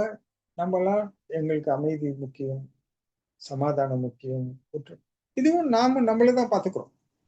இந்த உலகத்துல உள்ள இருந்து வெளியே எல்லாத்தையும் கொண்டு வர பாக்குறாங்க. நம்ம உள்ள இருந்து வெளியே வந்தா அன்பு வரணும், உள்ள இருந்து வெளியே வந்தா அமைதி வரணும், உள்ள இருந்து வெளியே வந்தா சமாதானம். இதுவும் நம்மளை பார்த்து நாம இதை நோக்கி பயணிக்கிறோம், அவங்க அதை நோக்கி பயணிக்கிறாங்க. எல்லாரும் தன்னை பார்த்து கொண்டுதான் இருக்காங்க. அவங்க தன் தேவைகளையும் ஆசைகளையும் பூர்த்தி செய்யக்குள்ள போகிறாங்க. நம் தேவைகளையும் ஆசைகளையும் குறைத்து கொண்டு இதனால ஒன்றும் பயனடைய போறதில்லை. எதற்காக வீணாம்? இந்த நேரத்தை முழுமையாக செலவிட்டால் ஈசனையாவது அடையலாம். வாழ்க்கையை வாழ்ந்து கொண்டு அதன் வாயிலாக ஈசனையும் அடையலாம்னு சொல்லி ஒரு நேர்மறையாக நாமும் வாழ்ந்து பிறரும் வாழ்ந்து இந்த இயற்கையும் காப்பாற்றி கால பேதமில் எதுவும் அகப்படாமல், இயற்கைக்கு எந்த பங்கமும் ஏற்படாமல், காலபேதமையால் இயற்கை காலம் தப்பி எதுவும் செய்யாமல் காலத்தை செய்து எல்லா உயிர்களும் இன்புற்று வாழ்வதற்கும் இந்த உலகத்தில் அமைதி, சமாதானம், ஒற்றுமை, அனைவரும் ஒன்று, மனித குலங்கள் செழிக்கவும் எல்லா உயிர்களும் இன்புற்று வாழ்வதற்கும் நாம் இந்த மாதிரி பயிற்சிகளை செய்யறோம். சரி, அதுல என்ன கிடைக்குது, இதுல என்ன கிடைக்குதுன்னு பாத்தீங்கன்னா, இதுல நிறைவு நம்ம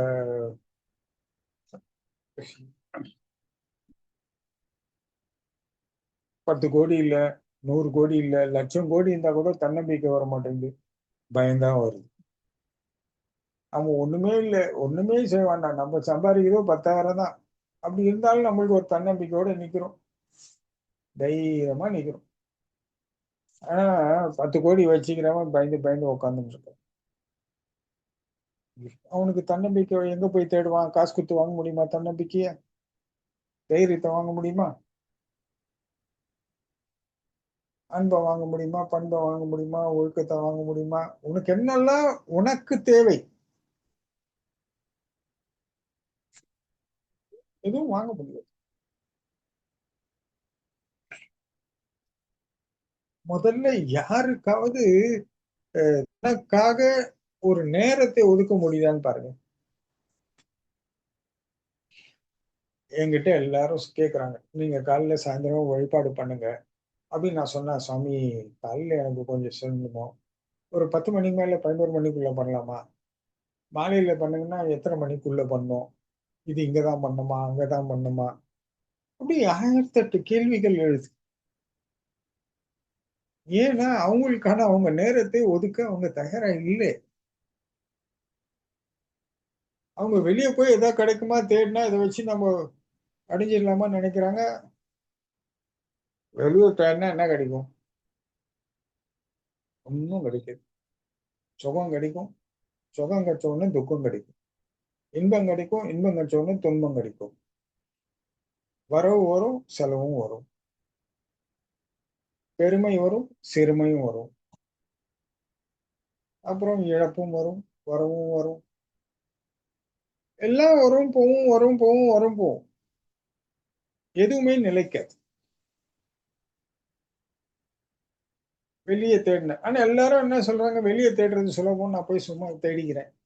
ஏதோ ஒண்ணு எனக்கு சாமி, எனக்கு ஏதோ ஒரு ஆத்ம ஏதோ ஒரு திருப்திக்கு நான் போய் இதெல்லாம் பண்ணிட்டு ஏதோ நானும் கடவுள் தேடுறேன், பக்தியா இருக்கேன், பூஜை பண்றேன், கோயிலுக்கு போறேன் அப்படின்னு சொல்லிட்டு. ஆனா இதனால தன்னம்பிக்கை வளருமா, தைரியம் வருமா, நம்பிக்கை வளருமா, அன்பு வளருமா, கருணை வளருமானா அதெல்லாம் வளருது. நம்ம மாதிரி எளிமையா அன்பே சிவம்னு உட்காந்துட்டு ஓம் நம சிவாய சொல்றோம் பாருங்க, ஒரு 3 வாட்டி ஓம் நம சிவாய ஓம் நம சிவாயன்னா இதுல வளர்ந்துரும் தன்னம்பிக்கை. நம்பிக்கை வைத்தால்தான் தன்னம்பிக்கை வளரும். ஆனா நம்பிக்கையை நீ எங்க வைக்கணும்? ஒருத்தர் போய் பணம் காசுல வச்சுட்டு எனக்கு நிறைய பணம் சேரணும் சுவாமி, எனக்கு நிறைய பணம் சேரணும் சுவாமி, எனக்கு கோடி பணம், 1,00,000 பணம், 10,00,000, 10 கோடி, என்ன அவருக்கு தன்னம்பிக்கை வளருது. ஏன்னா அவர் எண்ணத்தினால் பணம் கூட வளரலாம், ஆனால் தன்னம்பிக்கை வளராது. நம்பிக்கை எப்படி வளரும்னா ஆதாயம் வந்து 10 வந்து 100 ஆகணும், 20 ஆகணும்னும் போது வளரும். ஆவாதுன்னு தெரிஞ்சா போயிடும். யோசிச்சு பாருங்க, எப்படி பாருங்க வருது எப்படி போகுது. சோ நம்மளுக்கு ஒண்ணுமே வேணாம், ஓம் நம சிவாயன்னு சொல்லி நம்பி உட்கார்ந்தோம்னா அந்த நம்பிக்கையின் மேலாக தன்னம்பிக்கை வளரும். இந்த தன்னம்பிக்கை தான் நம்மளை கடைசி வரைக்கும் காப்பாத்தி கொண்டு போகும். இல்லைன்னா ஏறுறதும் இறங்குறதும் வீழ்றதும் எழுறதும் அடிக்கிறதும் உதைக்கிறதும் வாங்குறதும் ஒழிக்கிறதும் இதா தூர்னு வாழ்க்கை ஃபுல்லா ஒரு சீ சீ சீ என்ன இருக்கும்? ஏறக்குறைய ஒரு நரகத்தின் அனுபவத்தையே அனுபவிக்கிற மாதிரி இருக்கும். நம்மளுக்கு ஒண்ணுமே இல்லை, இப்போ வேணாம்ப்பா போதும்ப்பா, வாழ்க்கையின் தத்துவம் எனக்கு புரிஞ்சிச்சு, என்ன சுத்தினாலும் இங்கதான் வரணும், இவ்வளவுதான் வாழ்க்கை, இது தெளிவா புரியுது. எதுக்கு நான் வீணா போய் அதுக்கு நான் முன்னேறக்கூடாது, பணம் சம்பாதிக்க கூடாது, அதெல்லாம் இல்ல. அதெல்லாம் தன் கடமையை கரெக்டா செய்யணும். ஆனா அதை நான் செய்யறேன், இதுக்காக தான் நான் செய்யறேன் அப்படிலாம் இருக்கக்கூடாது. ஏன்னா நாம் முன்னேறினா நம்மளை சுத்தி ஒரு 4 பேர் முன்னேறுவாங்க, நம்ம 4 பேருக்கு வேலை வாய்ப்பு கொடுக்கலாம், 4 பேரை வாழ வைக்கலாம், 4 பேருக்கு உதவி செய்யலாம். ஏன் கடவுளுக்கே இப்ப ஒரு பூஜை விழாக்கள் இதுக்கெல்லாம் கூட பணம் தேவை, இதுக்கெல்லாம் நாமளும் சம்பாதிச்சு கடவுளுக்கு செய்யலாம். ஆஹ் கடவுளும் சொல்ற ஒரு ஒரு மகான் சொல்லியிருக்க, கடவுளை நாம் காப்பாற்ற வேண்டும். ஆனா கடவுளுக்கு என்னெல்லாம் தேவையோ அதை நீ தானே கொண்டு போய் கொடுக்கணும் அப்படின்ற பூஜை புனஸ்காரம் அதுன்னா. இல்லைன்னா கடவுளை நீ எத்தனை தூரம் கடவுளோட தன்மையை உன் நிலத்தில் வெளிப்படுத்துகின்றாய், அப்போதெல்லாம் நீ கடவுளை காப்பாற்றி விட்டாய் சொல்ற.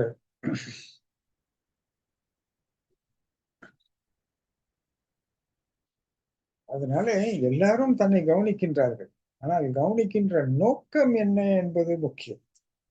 தன் ஆசைக்காக கவனிக்கிறான் பாருங்க, எனக்கு ஆசை ஈடேறலாம் ஸ்ட்ரெஸ் ஆகுறான், கோபம் ஆகுறான், தன்னை பெருமை பேசணும், மதிக்கணும், ஏதேதோ விஷயங்களுக்கெல்லாம் தன்னை பயன்படுத்திக்கிட்டே இருக்கான். வெறும் குழப்பம் நீ டன்னு ஓடின்னு இருக்கு. நம்ம அப்படிலாம் ஒன்றும் இல்லை. நம்மளும் நம்ம தன்னை தான் பார்க்கிறோம். தன்னை எதற்காக பார்க்கின்றோம்? நமக்குள் இருக்கும் ஜீவாத்மாக எம்பெருமானை தரிசிக்க வேண்டும் என்பதற்காக பார்க்கிறோம். அந்த எம்பெருமானை தேடி செல்கின்றோம். அவனை வழிபட்டு துதித்து தொடர்ந்து பாராயணம் செய்து அவன் நாமத்தை ஜபித்து இதன் வாயிலாக அவன் இருக்கும் இடம் தேடி செல்கின்றோம். எனக்கு இது ஐயோ வேண்டாம்ப்பா, நீங்களே வச்சுக்கோங்க, நல்லா வச்சுக்கோங்க, இது எதுவும் வேண்டாம், எனக்கு இருக்கிறது போ. இதெல்லாம் வச்சு நான் என்ன பண்ண போறேன்? ஒன்றும் இல்லை. ஆனால் என் வாழ்வின் பொருள், என் பிறப்பின் பயன், நான் ஏன் பிறந்த, என் வாழ்வில் முழுமை அடைகின்றது. என் வாழ்க்கையில் அமைதி இருக்கு, சமாதானம் இருக்கு, ஒற்றுமை இருக்கு, நிதானம் இருக்கு, தெளிவு இருக்கு, உறுதி இருக்கு, தன்னம்பிக்கை இருக்கு, தைரியம் இருக்கு, ஒழுக்கம் இருக்கு, பண்பு இருக்கு, நேர்மறை எண்ணங்கள், நேர்மறை ஆற்றல்கள், நேர்மை, அன்பு, உண்மை, நம்பிக்கை,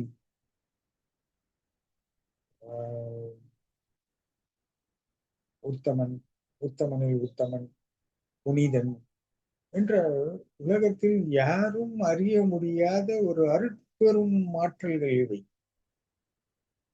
ஒருத்தனோட தேடுதலும், ஒருத்தரோட தேவையும், ஒருத்தரோட அத்தியாவசியமும் இதுதான் இருக்கின்றது.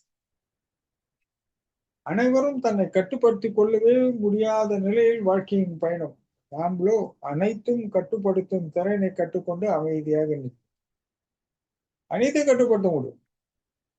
இந்த நிலைக்கு வந்து விட்டால் இயற்கை காலம் கூட நாம் பேசிக்கிறோம். அன்புக்கு அனைத்தும் கட்டுப்படும். ஏன்னால் இயற்கையும் உண்மையாக இருக்கிறது, அதற்கும் உண்மை தேவை. அதுதான் அன்பு. அது வன்மையாக இருப்பதனால்தான் அன்பு, கருணை, இரக்கம் எதுவும் இல்லாமல் அனைத்து ஜீவராசிகளையும் ஒரு வாட்டி வதைக்கின்றது. அதனால்தான் இந்த இயற்கை தான் நரக்கம்னு சொல்றாங்க. இந்த இயற்கையோட ஒரு தன்மைகள்ல, ஒரு நிலைப்பாட்டுல ஒரு அரக்கனை சித்தரிச்சு சொல்லியிருப்பாங்க.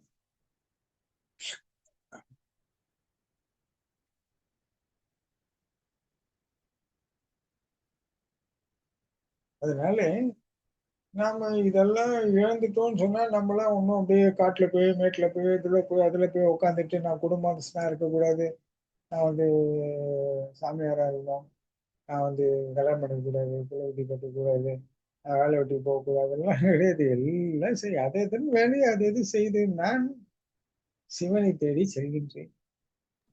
இந்த உடம்புக்கு என்ன தேவையோ அது நடக்குது. எல்லாருக்கும் அன்பாரு, ஒற்றுமையாரு, உண்மையாரு, அவ்வளவுதான். சிம்பிளா முடிஞ்சு போச்சு. சுவாமி, மைத்திலி சொல்லுங்க. மைத்திலி கேள்வி கேட்கணும்னு நினைக்கிறாங்க. கேளுங்க மைத்திலி. சொல்லுங்க.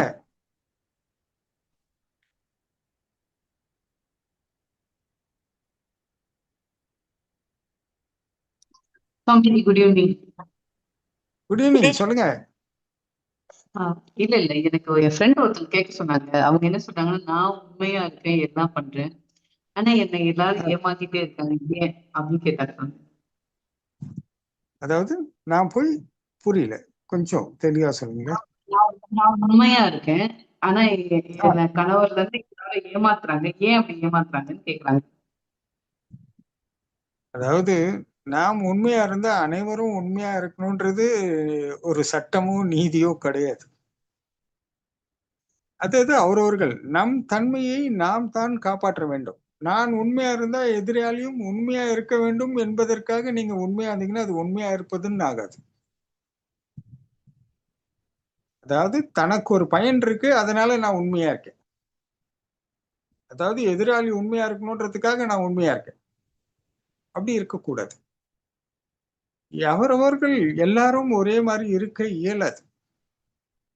உண்மைன்றது நம்ம ஒரு கொள்கையை கடைபிடிக்கின்றோம், ஒரு கோட்பாடை கடைபிடிக்கின்றோம்னா அது நாம் நமக்காக செய்து கொள்கின்றோம். அதை எதிராளி மதிக்க வேண்டும், மதித்து அதன்படி நடக்க வேண்டும் என்பது என்றால் உங்களோட உண்மைத்துவம் இன்னும் மேல் ஓங்கணும். 2 தோல்விகள் 2 சோறுகள் வந்தால் தளர்ந்து விடக்கூடாது. நாம் உண்மையா இருக்கணும். அந்த உண்மையா இருக்கிறது நம்ம மேல்மேலும் வளர்க்க பார்க்கணும். இப்ப எதிராளி குற்றம் குறை சொல்வதால் மற்றும் எதுவும் வந்துவிடாது, எதுவும் மாறிவிடாது. நமக்கு பிடிச்சிருக்கு உண்மையா இருக்கிறது, அதனால நாம செய்யறோம். உண்மையா இல்லாமல் பொய்யா இருக்கிறது அவருக்கு பிடிச்சிருக்கு, அது அவர் செய்கின்றார். அவர் உணர வேண்டும் என்றால் நாம் தன்மையை எந்த சூழ்நிலையிலும் குறைத்து கொள்ளாமல் நம் கொள்கையை நாமே கடைபிடித்து பின்பற்றும். அதை வளர்க்கணும், மென்மேலும் வளர்க்கணும். உங்களுக்கு எந்த இடத்துல எல்லாம் உண்மையா இருக்கணும்னு தோன்றதோ அந்த இடத்துல எல்லாம் நீங்க உண்மையா இருங்க. இது உங்களுக்கு பயன் தரும். அவருக்கு பொய்யா இருக்காரு, அவரு என்னை ஏமாத்துறாரு, எல்லாம் ஏமாத்துறாங்கன்னா ஒருத்தர்கிட்ட இருந்து ஒரு நன்மையை தனக்கு அடையிறதுன்றது எல்லாருக்கும் இயல்பான விஷயம்தான். பாருங்க, இந்த உலகத்துல எல்லாமே ஏதாவது ஒண்ணு வெளியேந்து கொண்டு போகணுன்றது எல்லாரோட இயல்பு. இப்ப நம்ம உயிரின் தன்மை பிரகாரம் பாத்தீங்கன்னா சாப்பாடு நம்ம தேடிதான் சாப்பிடணும், இறை தேடிதான் ஆகணும். அந்த மாதிரி ஒருத்தருக்கு நம்ம உண்மையா இருக்கிறது பயனா இருக்குதுன்னு சொன்னா அவராவது அப்படி அடையதான் பார்ப்பாங்க, நம்மளை பலவீனமும் நம்மளை பயன்படுத்த பார்ப்பாங்க.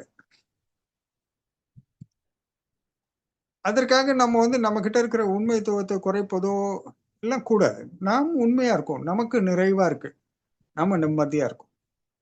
அந்த உண்மைத்துவம் வளர வளர 2 முறை பயன்படுத்துவார், 3 முறை பயன்படுத்துவார், 4ஆம் முறை அவருக்கே நாம் உண்மையாக இருக்க வேண்டும் என்ற உணர்வு தோண்டும் அளவிற்கு நம் அந்த தன்மையை வளர்க்கணும். அப்பதான் அந்த இடம் சிறப்பிக்கும். நம்ம கரெக்டா இருக்கோம், அவங்க மட்டும் ஏன் கரெக்டா இல்லைன்னா எல்லாருக்கும் இப்ப ரொம்ப சிம்பிளா சொல்றேன். எல்லாரும் நம்ம கோயிலுக்கு போறோம், சுவாமி கிட்ட, சுவாமி எனக்கு இந்த பிரச்சனை அந்த பிரச்சனை தீர்த்து வைங்க அப்படின்லாம் கேட்குறோம், கடவுளும் செய்கின்றேன். நம்ம பாருங்க, தேடி நமக்கான ஒரு விஷயத்தை எடுத்துட்டு வந்தோம். அதே மாதிரி நம்ம கடவுள்கிட்ட போறோம், சுவாமி என் வீட்டுல அமைதி இல்லை, ஒற்றுமை இல்லை, சண்டை சச்சுருவா இருக்கு, நீங்க எனக்கு கொஞ்சம் இதெல்லாம் தீர்த்து எங்க குடும்பத்துல ஒற்றுமையை கொடுங்க. உடனே அந்தந்த இடத்துல கொஞ்சம் அன்பு கொடுக்குறாரு கடவுள், அவங்களுக்கு அந்த குடும்பத்துல ஒற்றுமை ஏற்படும். இந்த மாதிரி நம்ம எல்லாரும் வெளியே இருந்து அவங்கவுங்க தேவைகளையோ அவங்கவுங்க ஆசைகளையோ என்னமோ ஒண்ணு பூர்த்தி செஞ்சுக்கிட்டே தான் இருக்கும். அந்த மாதிரி இப்ப நமக்கு கடவுள்கிட்ட இருந்து நம்ம எல்லாத்தையும் எடுத்துக்கிறோம், அன்பை எடுத்துக்கிறோம், கருணை எடுத்துக்கிறோம், இரக்கம் எடுத்துக்கிறோம், பரிவு பகாரம்னு எல்லாத்தையும் எடுத்துக்கிறோம். அதை தாண்டி நம் தேவைகள் ஆசைகள் அதெல்லாம் ஈடேறதுக்கான ஆற்றல், பவர், எனர்ஜி எல்லாத்தையும் எடுத்துக்கிறோம். கடவுள் எல்லாத்தையும் கொடுத்துட்டு உண்மையா அமைதியா உட்காந்துருக்கு, உனக்கு என்ன வேணுமோ நீ என்கிட்ட இருந்து எடுத்து, உனக்கு என்னெல்லாம் இந்த உலகத்துல வேணும்னு நீ நினைக்கிறியோ, உன்னால எடுக்க முடியலன்னு நினைக்கிறியோ, உன்னால உன்னை பூர்த்தி செஞ்சுக்க முடியலன்னு நினைக்கிறியோ, அதை அத்தனையும் நீ என் வாயிலாக எடுத்துக்கோ, நான் உனக்கு கொடுக்குறேன்.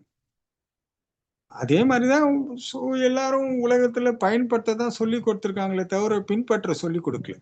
இப்ப இவங்க உண்மையா இருக்காங்க, இவங்க உண்மையை அனைவரும் பின்பற்றணும்னு நினைப்பது அது நியாயமா இருக்காது இல்லை.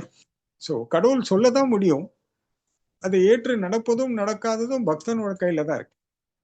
அவரவர்கள் சொந்த விருப்பு வெறுப்பில் யாரும் தலையிட முடியாது, கடவுள் கூட. அதனால்தான் பிரார்த்தனைன்னு ஒன்று வைத்து உனக்கு என்ன வேணுமோ கேட்டு என்கிட்ட வாங்கிக்கோன்னு சொல்றேன். அதனால நாம் உண்மையா இருக்கோம்னா நாம் நம் கொள்கையோ நம் உண்மைத்துவத்தையோ நாம் வளர்க்கணும் மென்மேலும். இந்த மாதிரி ஒருத்தர் ஏமாத்தி விட்டார் அப்படின்னும் போது பாத்தீங்கன்னா அந்த உண்மையை உங்களை பலவீனமாக்க கூடாது, அந்த உண்மையை உங்களை பலமாக்க வேண்டும்.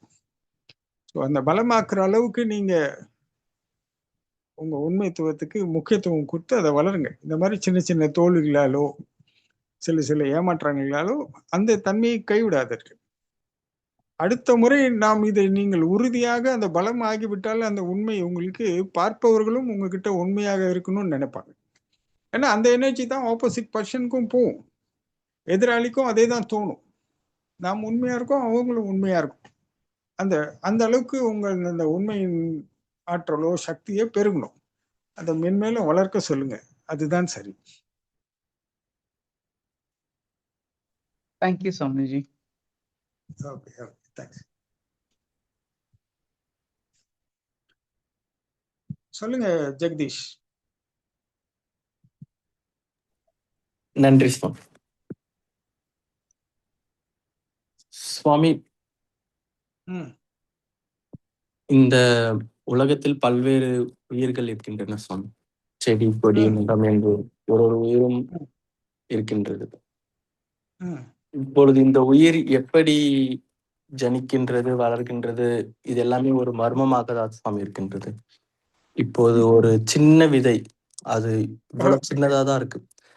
அந்த சின்ன விதை அதற்கான தருணம் வரும்போது அது மண்மேல் விழுந்து அதுக்கான மழை பெய்யறப்போ தண்ணி விழுறப்போ அது அப்படியே ஒரு பெரிய மரமா ஒரு ஆலமரமா வளர்ற அளவுக்கு அதுக்குள்ள அந்த சக்தி இருக்கு. அது வளர்ந்து வருது. இது அறிவியல்ல டிஎன்ஏ மரபணு இருக்கு. அதுல அந்த பதிவுகள் இருக்கு. அது மூலியமா அது அவ்வளவு பெருசா வளர முடியுதுன்னு சொல்றாங்க. இதுவே ஒரு மனித உயிர் இல்ல எந்த உயிர் எடுத்துக்கிட்டாலும் அது ஒரு பிறக்கிறப்போ ஒரு செல்லுல இருந்து பிறந்துதான் அது இப்படி ஒரு மிகப்பெரிய உருவமாகி செயல்களை செய்யறது, அப்படி மாறக்கூடிய சக்திகள் வளர்ந்துருக்கு. நம்ம இது என்னதான் மரபணுல எல்லா குறியீடுகளும் இருக்கு, பதிவுகளும் இருக்கு, அதுக்கேற்ற மாதிரி அது வளருதுன்னு சொன்னாலும் எது இதை ஒரு செல்ல இருந்து உருவாக்கி பல செல்களா பிரிஞ்சு ஒரு பெரிய உயிரா வர்ற அளவுக்கு அந்த சக்தி எங்கிருந்து வருது? அந்த சக்தி அந்த ஒரு செல்லுக்குள்ளே இருந்திருக்கா, இல்ல இது எப்படி அந்த உயிருக்குள்ள சென்று அதை வளர்க்குது? இதெல்லாம் பற்றி விளக்கணும் சாமி. இது எங்கிருந்துதான் எப்படிதான் இந்த உயிர் செயல்படுது? பொருள் அப்படின்னா உங்களுக்கு ஓம்னி பிரசன்ட் சொல்லுவாங்க இல்லையா, உங்களுக்கு அதற்கான விளக்கம் தெரியுமா ஜெகதீஷ்? பரம்பொருள் அல்லவா சுவாமி? ஆம் சுவாமி. எங்கும் எதிலும் எல்லா இடத்திலும் நிறைந்திருக்கும் சக்தி. எங்கும் நிறைந்த பரம்பொருள். அப்போ கடவுள் அணுவாக இருக்கின்றார். என்னவா இருக்கான்? அணுக்களாக இருக்கின்றார். நீங்க மர்மம் பாத்தீங்கன்னா எல்லாமே மர்மம் தான். நம்மளை பத்தி நமக்கே ஒன்றும் தெரியலன்னா நம்ம மனித உடல் மர்மம், இந்த மனம் மர்மம், எல்லாமே மர்மம். எதையும் நம்ம பார்க்கல, எல்லாம் உணர்றோம், அவ்வளவுதான். இருக்குன்னு நம்புறோம். இதையும் தேடி பார்த்து இது இங்க இருக்கா அங்க இருக்கான்னு கண்டுபிடிக்கல, யாராலையும் முடியல. ஸோ இந்த உலகத்துல எல்லாமே மர்மம்.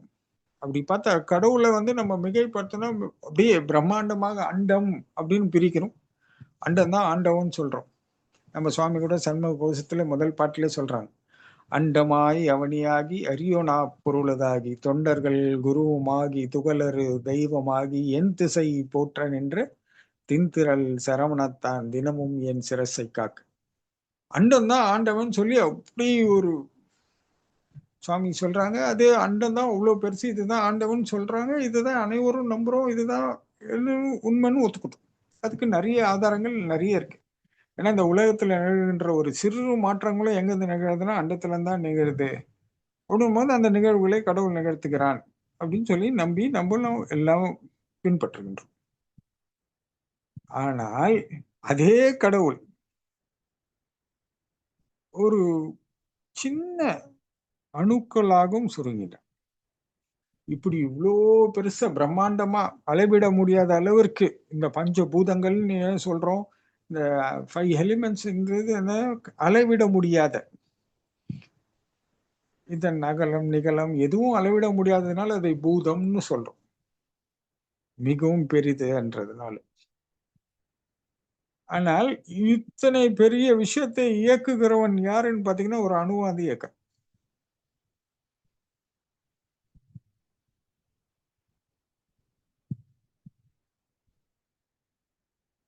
இப்போ அன்பு உண்மை நம்பிக்கை மூன்றையும் கடைபிடிக்க உன்னுள் உள்ள பரம்பொருள் உன் என் நிலையிலும் காக்கும். இதை நம் முன்னோர்கள் நம்மளுக்கு சொல்லி கொடுத்தாங்க, அதை நம்ம பின்பற்றுகின்றோம். அதனால அந்த பயனும் அடைக்கிறோம். நம்மளுக்கு ஒரு நல்ல ஒரு ஆபத்து வரும்போது அதுல இருந்து கடவுள் நம்மளை காப்பாத்துறோம். அதுக்கு நிறைய அனுபவங்கள் எல்லாரும் அவங்கவுங்க வாழ்வுல பார்த்திருப்போம்.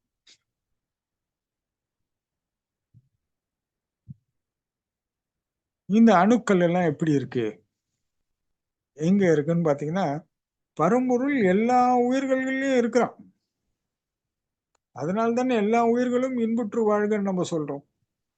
எல்லா உயிர்களும் இன்புற்று எல்லா உயிர்களும் இன்புற்று இருக்க நினைப்பதுவே அன்றி வேறொன்றும் இல்லை பராபரமே. தாயுமானவர் சொல்றார். அவர் தன் வாழ்வு எதற்காக துறந்தார் என்றால் எல்லா உயிர்களும் இன்பமா இருக்கணும்.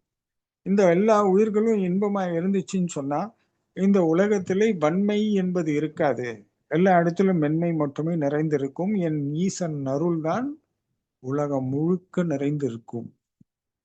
அப்போது இந்த உலகத்தில் அமைதி, ஆனந்தம், ஆரோக்கியம், செல்வம் அனைத்தும் செழித்து எல்லா உயிர்களும் இன்புற்று வாழும் அப்படின்னு சொல்றார் வள்ளலார். அதையே கொஞ்சம் மாத்தி எல்லா உயிர்களும் இன்புற்று வாழ்க. ஏன்னா ஒரு ஞான மார்க்கத்தில் இருந்ததுனால இந்த இயற்கை வளமுடன் இருக்க வேண்டும் என்றால் எல்லா உயிர்களும் இன்புற்று இருக்க வேண்டும் என்று சொல்றார். இந்த எல்லா உயிர்களும் இன்புற்று இருக்கணும்னா இந்த இன்பத்தை அளிப்பவன் யார்? ஈசன். எல்லா உயிர்களுக்கும் இன்பத்தை கொண்டு போ. எல்லா உயிர்களுக்கும் இன்புற்று வாழ்வதற்கான செய்கின்றான் என்றால் எல்லா உயிர்களுக்குள்ளும் தான் இருப்பதாக. அப்போ அவன் எப்படி இருக்கான்னா அணுவா இருக்கான். அப்ப ஒண்ணுல இருந்து வளர்ந்து அது அண்டம் முழுக்க நிறையுதுன்னா ஏன் சாதாரண மண்ணுல ஒண்ணு விதைச்சது பெரிய ஆலமரமோ அரச மரமோ ஆகாது? ஏன் மலை கூட தான் வளருது இல்லையா? பனிமலை உருகுது. வளர்ச்சி தேவை என்பது இந்த உலகத்துல தான் அந்த சுத்தி இயக்கம். இது ஒன்றோட ஒன்று தொடர்பில் இருக்கு. அது சுத்தி இயங்கிக்கிட்டே தான் இருக்கும். ஒன்னு அழியணும், ஒன்னு பிறக்கணும். இயற்கை நீதி அதான். எது ஒன்று பிறக்கின்றதோ அது அழிய வேண்டும், எது ஒன்று அழிகின்றதோ அது மீண்டும் பிறக்க வேண்டும். சோ இந்த இயக்கம், இந்த மண்ணுக்கு அத்தனை தன்மை உண்டு. அதனால்தான் இந்த மண்ணை ஆதாரமா வைத்துக்கொண்டு எல்லா யோகிகளும் ஞானிகளும் என்ன அவங்களோட பாருங்க பாடல் பட்ட பதிகம், பாடல் பட்ட ஸ்தலம், அவங்க தவம் இருந்த இடம், அவர்கள் வழிபட்ட ஆலயம், ஆஹ் அவர்கள் அமர்ந்த இடம், அவர்கள் வாழ்ந்த இல்லம் சொல்லி அதெல்லாம் நம்ம இன்ன வரைக்கும் தொடர்ச்சியா அதை போற்றி ஏன் வளர்த்து கொண்டிருக்கிறோம்? அந்த அனுபவங்கள் அங்கு நிறைந்திருக்கின்றன. இந்த மண்ணுக்குள்ள அத்தனை விஷயம் இருக்கு. உங்களுக்கு இந்த பாதாள லோகத்தை பத்தி நான் உங்களுக்கு ஏற்கனவே நிறைய பேசியிருக்கேன். என்னதான் நம்ம அஹ், இந்த பேணி காத்த உடலோ என்னென்னலாம் நம்ம ரசிக்கின்ற இந்த உடலுக்கு அலங்காரப்படுத்திக் கொள்ள, அழகுபடுத்திக் கொள்ள எவ்வளவு விஷயங்கள் செஞ்சிருப்போம். ஆனால் முடிவுரையில் அது அனைத்தும் புழு பூச்சிக்கு இரையாவதுதான் கடைசியில் மிஞ்சும். இது இயல்பு, இது இயற்கை நீதி. இது நம்ம மாத்தி அமைக்கிறதுக்கெல்லாம் வழி இல்லை. கற்றறிந்த நாணியும் இந்த உடலை விட்டுதான் ஆக வேண்டும். ஆனால் இயற்கையை காப்பாற்ற வேண்டும் என்றால் இயற்கை நீதியும் காப்பாற்ற வேண்டும். நான் கடவுளை அறிந்து விட்டேன், கடவுளோடு இணைந்து விட்டேன் என்பதற்காக இயற்கை நீதியை உடைக்கவும் முடியாது. இயற்கை நீதியை காக்கப்பட வேண்டும். இந்த இயற்கையை காப்பாற்றணும். இதற்குதான் நாம இந்த அன்பு வளர்க்கிறோம், அறிவு வளர்க்கிறோம், எல்லாம் வளர்க்கிறோம். அப்பதான் உலகம் நன்மையுடன் இருக்கும். இந்த இயற்கை வளமுடன் இருக்க வேண்டும். அதனால இந்த மண்ணில் எவ்வளவோ பதிவுகள் இருக்கு. 1, 2 அல்ல. நீங்க எதை விதைத்தாலும் முளைக்கும். இன்னொன்னு சொல்லணும்னா இந்து மதத்துல புதைக்கணும்ன்ற ஒரு வழிமுறை இருக்கு. அந்த புதைத்து விட்டு இறந்தவர் மீண்டும் எழுவார் என்று நம்பணும்னு சொல்லியிருக்கு. ஏன்னா இயற்கை நீதி காப்பாற்றப்படுமா. அப்போ புதைத்தவன் மீண்டும் எழுவான் என்று நம்பணும். அப்போ இந்த இயற்கையை காப்பாற்றி விட்டோம் நாம் அப்படின்னு புதைத்தல்ல ஒரு நம்பிக்கையோட புதைக்கணும். புதைக்கிறது நோக்கமே அவர் மீண்டும் எழுவார்ன்ற நம்பிக்கையோட புதைக்கணும் அப்படின்னு சொல்லி ஞான மார்க்கங்கள்ல அதை முக்கியமா கடைபிடிக்கின்றார். இப்ப எரிக்கிறது தப்பா சுவாமின்னு கேட்காதீங்க. அது ஒரு பஞ்சபூதங்கள்ல ஏதாவது ஒரு பூதத்தோட இணைக்கணும் இந்த உடல், அவ்வளவுதான். ஏன்னா இந்த பஞ்சபூதங்களின் நாட்கை தான் இந்த உடல். ஏதாவது ஒரு பூதத்தோட இந்த உடல் இணையணும், அவ்வளவுதான். சிலர் புதைப்பார், சிலர் எரிப்பார், இன்னும் நிறைய முறையெல்லாம் இருக்கு. இந்த தண்ணியில விடுறது அதெல்லாம் இப்போ நிப்பாட்டப்பட்டிருக்குன்னு சொல்றாங்க காசியில. இப்ப அப்படியே மீன்களுக்கெல்லாம் இரையாகட்டும்னு சொல்லி இந்த அப்படியே நதியில விடுறது அதெல்லாம் சில வழிபாடு முறைகள்லாம் இருக்கு. ஆனா எல்லாமே எதற்குன்னா ஏதோ ஒரு பூதத்தோட இணைக்கணுன்றதுதான் நோக்கம். அதே சமயத்துல புதைப்பவர்கள் மீண்டும் எழுவார்கள் என்று நம்பணும்.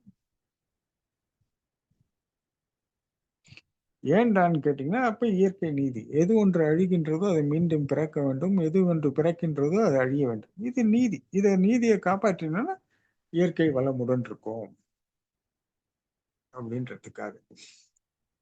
அதனால இந்த எது ஒன்று புதைத்தாலும் வளர்கின்றதே அப்படின்னு சொல்லி பாத்தீங்கன்னா, அதுக்கு நம்ம ஒரு சயின்டிபிக்கா வேணா இப்போ போய் பேசின்னு போலாம். அந்த வெப்பம், ஒரு விதை விதைக்கின்றோம், அந்த வெப்பத்துக்கு உஷ்ணம் தேவை. அந்த உஷ்ணத்துக்கு என்னெல்லாம் தேவை? அந்த உஷ்ணம் அதிகமானாலும் அது முளைக்காது. அதற்கு நீரும் தேவை. சூரிய ஒளி அது மூடி இருக்கணும். இதை பத்தி கூட நான் உங்ககிட்ட கம்யூனிகேட் பண்ண நினைக்கிறேன். ஒரு தாய்மையை பத்தி கூட ஒப்பிட்டு பார்த்து உங்களுக்கு எப்போ ஒரு 2-3 நாளுக்கு முன்னாடி ஏதோ பேசிட்டு இருந்ததா ஞாபகம் வந்தது. அப்படியா ஜெகதீஷ்? அது அந்த உயிரோட சொல்லலாம். இப்பதான் ஞாபகம் வருது. நான் இப்ப அந்த உயிர் பத்தி நம்ம பேசிட்டு இருந்தேன். நான் உங்களுக்கு மைண்ட்ல ரீட் பண்ணிட்டு சொல்லிட்டு இருந்தேன். இப்ப அது ஞாபகம் வருது. பாத்தீங்கன்னா ஒரு தாயின் ஒரு கருவறை கூட பாத்தீங்கன்னா அந்த உயிர் பாதுகாப்புன்னா அது புறத்துல இருந்து மறைக்கப்பட்டிருக்கும். அந்த உயிர் வளரணும் அப்படின்னு சொன்னா அந்த வெளிய சுற்றுப்புற சூழல், இந்த சூரிய ஒளி கதிர்கள், அந்த நிலவின் மென்மை, இதெல்லாம் வந்து பாத்தீங்கன்னா அது அப்போ அதுக்கு அந்த ஆற்றல் கிரகிக்கும் தன்மை கிடையாது. அது மறைச்சு வைத்திருக்கும் போது அதற்கான தன்மையை அது அந்த உயிர் வளர்த்துக்குது. அதற்கு ஒரே ஒரு காரணம், இந்த மறைச்சு வைக்கும் போது வெப்பம் அங்கே அந்த வெப்பம் அதிகரிக்கின்றது. யாரோ பேசிக்கிட்டு இருக்காங்கன்னு நினைக்கிறேன். வினோத். மியூட் பண்ணியாச்சு. ஸோ அங்க வெப்பம் அதிகரிக்கிறது. அந்த வெப்பத்துக்கு அடுத்த தருணம் அதுக்கு என்ன பண்ணோம்னா நீரும் தேவைப்படுறது. ஆனா அளவோட தேவைப்படுறது, அளவுக்கு மீறக்கூடாது. ஒரு நீரின் அளவு அதிகமாச்சுன்னா அதன் தன்மை குறைந்து வேறு சில இதுகள் முளைத்து விடும். அதனால்தான் விதை ஒண்ணு முளைச்சா சொரம் ஒண்ணு முளைக்குதான்னு சொல்லுவாங்க. அது வேற ஏதோ பழமொழி இருந்தாலும் சொல்றேன். பக்கத்திலேயே தப்பு செடின்னு சிலதுக்கெல்லாம் வளரும். களை பறிக்கிறதெல்லாம் சொல்லுவாங்க, பார்த்துருப்பீங்க. அது என்ன பண்ணும், இதனோட சக்தி அது இழுக்கும். இது வந்து ரொம்ப ரொம்ப சயின்டிஃபிக்கா போய் அப்படியே போய் விவசாயம், அப்புறம் வளம், மண் வளம், நீர் வளம்னு போக வேண்டியது இருக்கும். அப்புறம் மண் வளம் காப்பது, நீர் வளம் காப்பதுன்னு சொல்லி போய் அப்படியே நம்ம நிறைய விஷயங்களுக்கு போக வேண்டியிருக்கும். அப்படியே நம்ம விஞ்ஞான ரீதியாக பார்த்து இது எப்படி முளைக்கின்றது, அதற்கான தேவையான கார்பன் டை ஆக்சைடு, ஆக்சிஜன், நிறைய விஷயங்கள் அந்த புதைத்ததன் தன்மையை பொறுத்து இப்படி நிறைய போயிட்டே இருப்போம். இது அப்படியே போனீங்கன்னா இந்த அறிவியல் ரீதியாக இதை பார்க்கும்படியமாக இருக்குமே தவிர ஆத்மார்த்தமா பார்க்கணும்னா ஆண்டவனோட அன்பை பத்தி பேசுறதுதான் சிறப்பு. இது அறிவியல் ரீதியாக நம்மளால பேச முடியாது, இல்லை நிறைய பேசலாம். இந்த இயற்கையை பத்தி, இயற்கையின் வளங்களையும் செல்வ செழிப்புகளையும், ஐ மீன் இயற்கை வளங்கள், செழிப்புகள், அந்த நிறைய என்னெல்லாம் இருக்கோ தாவரங்களை பத்தி, அந்த அதுங்களுக்கு எத்தனை அறிவு, ஒரு ஒரு தாவரத்துக்கும் எத்தனை அறிவு இருக்கு, ஓர் அறிவு இருக்கா, ஈர் அறிவு இருக்கா, இதை பத்தி எல்லாம் நம்ம நிறைய பேசலாம். இது வந்து எப்படி சொல்றது,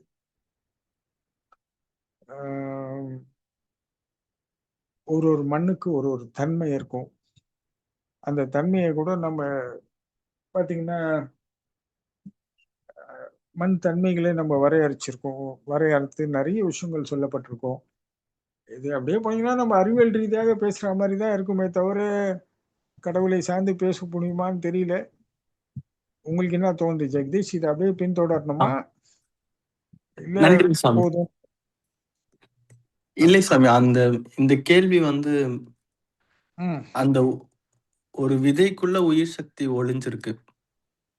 அதே மாதிரி ஒரு அணுக்குள்ளயும் உயிர் சக்தி ஒளிஞ்சிருக்கு. இந்த உயிருக்கு சக்தி எங்கிருந்துதான் மறைஞ்சிருக்கு, எப்படிதான் அதுக்குள்ள இருந்து அது வெளிப்படுது? இது பொதுவா எல்லா உயிருக்குமான கேள்வியாக இருந்தது சுவாமி. எல்லாம் உயிருக்கும் தான். எல்லா உயிர்களும் எங்க இருந்து வருது? பிரபஞ்சம், பிரபஞ்சத்தோட கனெக்ஷன் அதானே. நன்றிங்க சாமி. ஆமா சாமி. இப்ப நம்ம மனுஷன் எடுத்துக்கிட்டா எங்க இருந்து வரான்னு தெரியாது, எங்க போறான்னு தெரியாது. இந்த பிரபஞ்சத்துல என்ன நிறைஞ்சிருக்குன்னா இன்பம் நிறைஞ்சிருக்கு. எல்லா உயிர்களுக்கு என்ன வேணும்? இன்பம் வேணும். இந்த இன்பம் இருந்தாதான் நோய் எதிர்ப்பு சக்தி வளரும். இப்ப மனுஷனுக்கு ஒரு சின்ன இதுன்னா கூட ஐயோன்னு அலறான். ஆனா நீங்க நிறைய மிருகங்கள் பாருங்க, அதுக்கு அடிப்படும், உதப்படும். ஆனால் அது அப்படியே தன்னை சோர்ந்திருக்கும், தளர்ந்திருக்கும். ஒரு 5 நாள் பொறுத்து பாத்தீங்கன்னா நார்மல் ஆயிட்டு இருக்கும். அது தன்னை சரி பண்ணிக்கும். முடியலன்னா செத்து போயிடும்.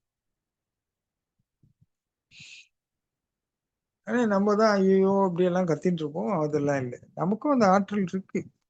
இந்த பிரபஞ்ச சக்தி தான் நம்மளுக்கு நோய் எதிர்ப்பு சக்தியா இருக்கு. இந்த நோய் எதிர்ப்பு சக்தி தான் நம்ம உயிருக்கு பாதுகாப்பா இருக்குன்னா, இந்த உயிர் எதோட கனெக்ட் ஆயிருக்கு?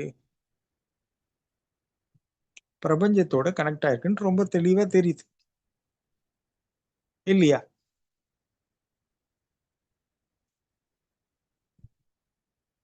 ஜெகதீஷ், ஆமா சாமி. இதுல உங்களுக்கு ஏதாவது சந்தேகங்கள் இருக்கா, குழப்பங்கள் இருக்கா? நான் ரொம்ப எளிமையா சொல்லியிருக்கேன். எப்பேற்பட்ட ஒரு சிறந்த மருத்துவரா இருந்தாலும் நோய் எதிர்ப்பு சக்தி இல்லைன்னா அந்த நோயாளியை குணப்படுத்த முடியாது. இந்த நோய் எதிர்ப்பு சக்தி யார் கொடுக்கணும்? பிரபஞ்சத்துக்கிட்ட அவர் கனெக்ட்ல இருக்கணும். கனெக்ட்லன்னா தொடர்புல இந்த பூஜை, தியானம் இந்த மாதிரிலாம் பண்ணி இந்த பிரபஞ்ச ஆற்றலை அவர் வளர்த்துக்கணும்.